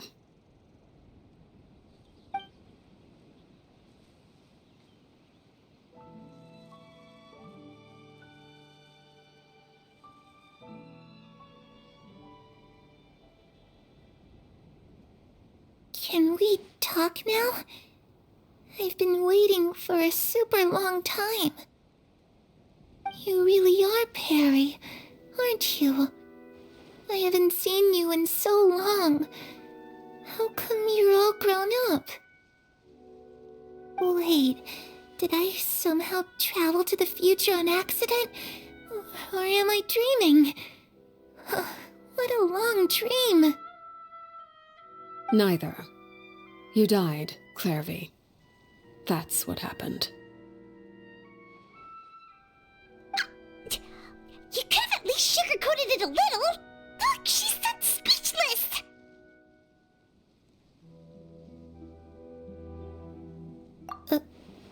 Oh. Okay then. Huh? That's it? You accepted it just like that? Yep. If that's what Perry says happened, then I believe her. Perry wouldn't lie to me. Plus, I don't really need to know why I'm like this. I'm more curious about what happens in the future. If you're a harbinger now, Perry, that means Mother is gone, isn't she? Can you tell me about it? I want to know what happened to her. And to me. You never stopped trying to defy fate. At first, no one believed you. You could only vent your frustrations to the moon. In fact, you often sought comfort in the night sky. You wanted to see the aurora, so one night we promised each other we would go to Snezhnaya to see it together. Later on, you tried to run away, but you were brought back each time. Mother spared your life, but it wasn't out of kindness. Instead, she decided to make an example of you by slowly torturing you over time. That way, the other children would know what happens to traitors. Still, you never gave up. Mother hoped that through ruthless duel after ruthless duel, she would be able to crown an ultimate victor among the children she raised. But you called on everyone to unite, to fight to a draw in order to reduce casualties. Your efforts may have only delayed the inevitable, but still. You gave them hope. You tried everything you could think of, but every attempt ended in failure. Still, you never turned your sword on Crucibina, and you never turned it on me. On that gloomy day, you told me, "For the last 16 years of my life, I've done everything I can to fight for freedom. But now, I realize that the only freedom I truly possess is the freedom to choose to die." I never imagined I would say something like that. I must have been feeling really worn down. But somehow, I still think I understand. According to Mother's plan, only one of us was going to make it until the end. And I always hoped that person would be you. If I could do it all over again, I still don't think I would make a different choice. Even when I first met you, I knew you'd be able to do what I couldn't. Is that so? Even now, I'm not sure I truly understand what kind of freedom you were trying to pursue. But as the head of the House of the Hearth, and as the children's father, I've tried to give them the most basic of freedoms. The freedom to choose their own fate. It's something I discussed with the Iudex of Fontaine. The children who want to leave the house will have their memories wiped clean of all secrets pertaining to the organization. In return, they will be allowed to live a normal life in Fontaine without being prosecuted for their past. Of course, I won't simply hand freedom to them on a silver platter. They have to fight for it and prove themselves worthy of it. Only freedom that is earned has true value. That's more than enough. That's exactly the kind of life I was fighting for. You know, Perry, I think you're a pretty amazing king, and a really great father, too. I'm really happy that you're the one who took over the house. I guess I do have one regret, though. I still haven't seen the outside world. Well, it just so happens that our dear guests over here have been to many nations and traveled to countless places. Perhaps they would be willing to tell you what the outside world is like. Really? Of course! We've traveled all over the place. We've got so many stories, we could probably talk your ears off for 3 days straight.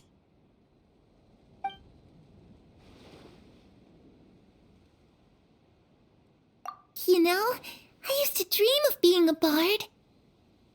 Playing the lute while singing into the winds of freedom. Even if there was no one there to listen, I would have continued to sing no matter what.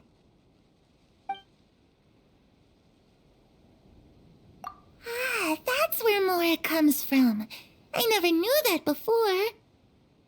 If I had some Mora, I would buy 3 new dresses. One for me, one for Perry, and one for Mother.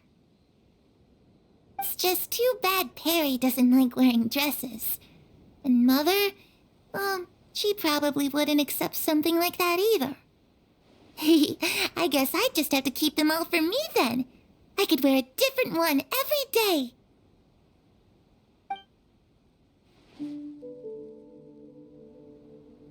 Those yokai you mentioned, what do they look like?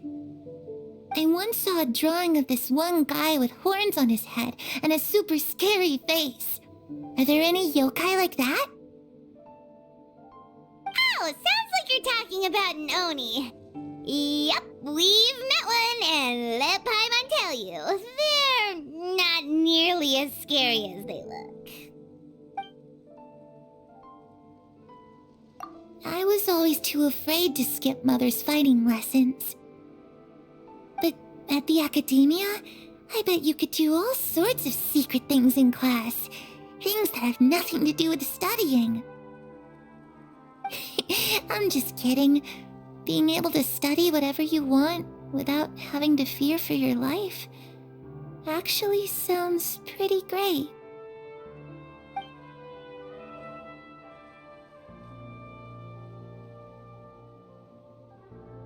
The situation was super dangerous. Lenny and Lynette were accused of committing a crime, and they were going to have to stand trial at the Opera Epicles. Oh no, that must have been hard for all of you. What happened next? Don't worry, we were able to turn the situation around super quickly, all thanks to Detective Paimon, of course.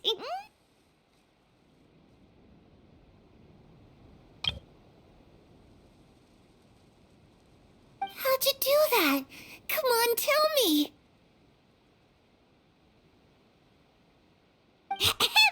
Okay, so it was like this. After the failed magic show, we rushed to the scene and...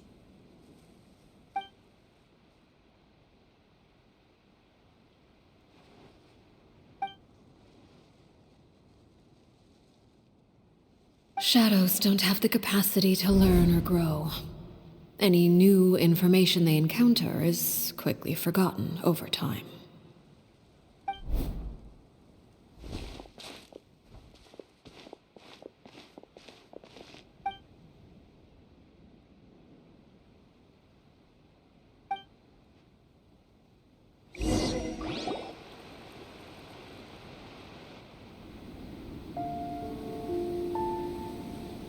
Clairvy, you've worked tirelessly from the shadows to overthrow the House of the Hearth. Now, by my authority as the Knave, I shall announce how this matter ends. You are hereby expelled from the House of the Hearth. You are no longer tied to this place, nor are you bound by its rules. You're saying that I can finally leave? I get to experience the outside world as well? Oh, I almost forgot. There's no getting older for me. Still, seeing who you grew up to be makes me really happy, Parallel. Take care of yourself. Goodbye. May we meet again someday.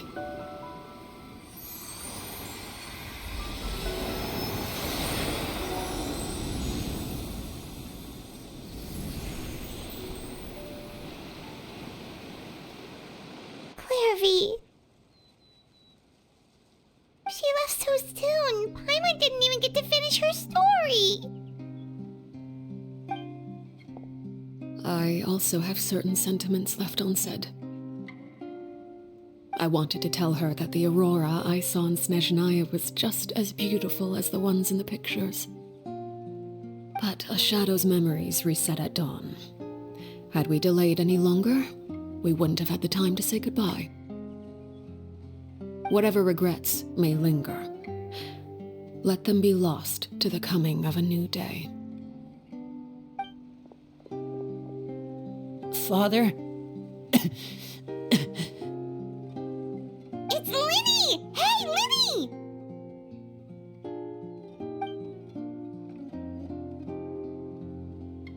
What is he doing back here? Let's go check it out.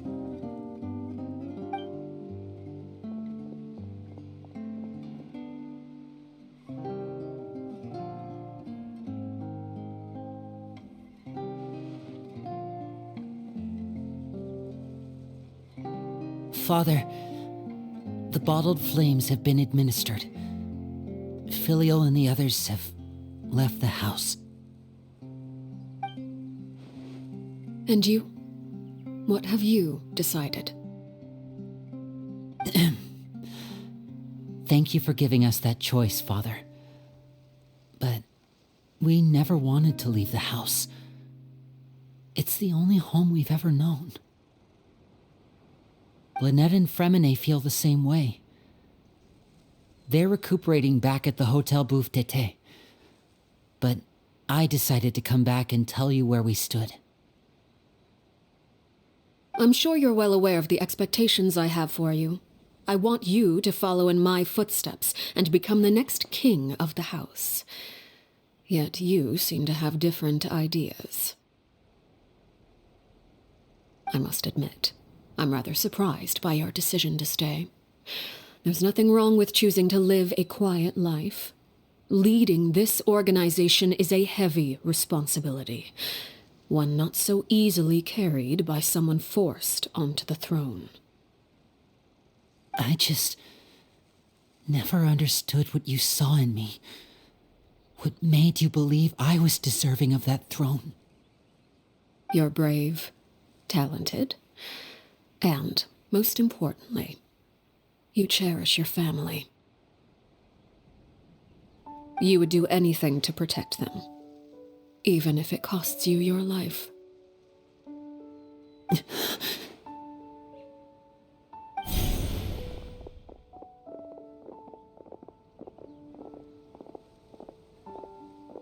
Speaking up back there was so brave of you, Linny. It's all thanks to you that we were able to convince Father to back down. You're a hero, Linny. Hero? Father is the real hero. Had Father gone all out during the duel, there's no way I would have walked away with my life. She must have had it all planned from the beginning, from the very moment she suggested a duel. I'm not deserving of that title. I'm not strong enough or smart enough. You're wrong. In my opinion, all you need to be deserving of the throne is conviction and the necessary strength to act on it. We may have different ideas of what it means to be a family, but you can hardly be said to lack conviction. What you truly lack is strength. For someone of your talent, though, that's something that will come with time. Even without that strength, you still chose to face me in a duel, even though the odds were stacked against you. That capacity to honor your convictions is what I truly see in you. Father. No one knows what the future holds, what tragedy or triumph may be in store. Being at the head of this organization requires the strength of will to face whatever comes. Caution will only hold you back. If reaching a certain standard were required to go after what you want, I would never have succeeded in killing my predecessor. Back then, there was still a considerable gap between our abilities. Strength may decide the ultimate victor, but those who let a lack of strength dictate their decisions or undermine their convictions will never be worthy of the throne. I understand, Father. Thank you. Children must grow up to surpass their parents. Only then can a family continue to flourish. The road ahead is not an easy one, so I'll ask you one last time. Are you certain you want to stay? You've done so much for me, Father, and that kindness must be repaid. Plus, with Project Stuja at hand, there are many dangers ahead, and I, for one, don't intend to back down. Protecting my family at all costs. That's... Then you're welcome to stay. As for Project Stuja, you need not be too concerned. If those cowardly businessmen and heartless dignitaries try to take us down, I'm prepared to teach them a lesson. Having members who longed for the light was our organization's last weakness. With those members no longer among our ranks, the House of the Hearth is like a spider hiding in the shadows. We need only wait for our prey to come to us. At present, our imperative is to use their plan to our advantage. In doing so, a crimson moon shall rise amid the frigid blizzards of winter. No demonstration of loyalty shall go unrewarded, and no sacrifice shall be in vain. As for the two of you, whether we meet again as friend or foe, I'll remember the camaraderie we shared in this moment. No matter how arduous the journey ahead, I hope we both reach our desired destination.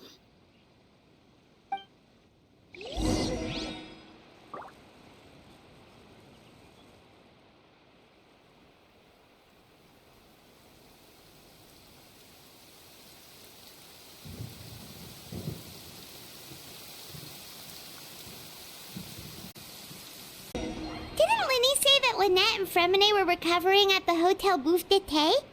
Oh, Paimon wonders how they're doing. Maybe we should go check on them.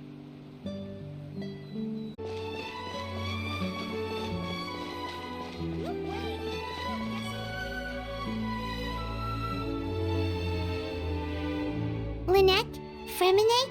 How are you feeling? Much better.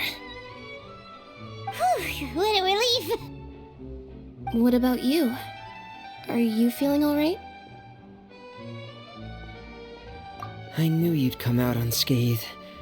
Us, on the other hand, well, we've been bedridden for 2 days. I couldn't even turn over. Oh, and I wanted to ask, is Clairvy gone? Linny and the other members have left Poisson and returned to the House of the Hearth. According to him, there haven't been any more sightings of a spirit roaming the house. I see. I'm glad. Father came to check up on us 2 days ago and told us about what happened with Crusabina and Clairvy. Actually, I've met Crusabina before. Wait, what? You've met the former knave? Crusabina died a year after Clairvy. It was during the year between their deaths that I joined the House of the Hearth. Crusabina had an extremely cruel and radical way of doing things. While she was alive, the atmosphere in the house was suffocating. When I joined, though, the experiment she valued so much had already come to an end, and all the people involved, dead and injured alike, were gone. Crusabina never talked about the past with us newcomers. A couple of months after I joined, Father killed Crusabina and burned all her files. With that, the names of all the people subjected to her experiments, Clairvy included, or lost to the flames, along with the painful memories they represented. Father took in Lenny and me a couple months after that, but she never mentioned anything about Crucibina or Clairvy. It really seems like something she was planning to keep to herself. The last time you talked to her, did she mention why she kept it a secret for so long? She said she didn't want us to be affected by the darkness of the past. She was worried we'd develop a false sense of gratitude towards her if we knew about it. The foundation of a family should be free of any corrupting influence. Whatever happened in the past, it has nothing to do with who we are now. And that's what Father told us in the end. But I still thanked her for everything. It was only after hearing about what Crucibina did that I finally realized how insignificant our lives could have been. The members of the house meant nothing to her. To say that she valued them in any way, even just as a tool, would probably be giving her too much credit. If Father hadn't taken over the House of the Hearth, I probably would have already... Father rarely brings up the fact that she saved us. She doesn't believe that being indebted to her should be what ties us together. But even if we didn't owe her anything, we would still choose to stay. Because this is our home. We may have arguments or times when we feel wronged. Some people may even choose to leave. But as long as Father is here, we will always have a home. Whether the path before us is bathed in sunlight or shrouded in shadow, we'll follow Father wherever she chooses to go. So I wanted to say thank you for helping us make it through this crisis. Without your help, we could have lost a lot more along the way. Oh, we didn't do anything, really.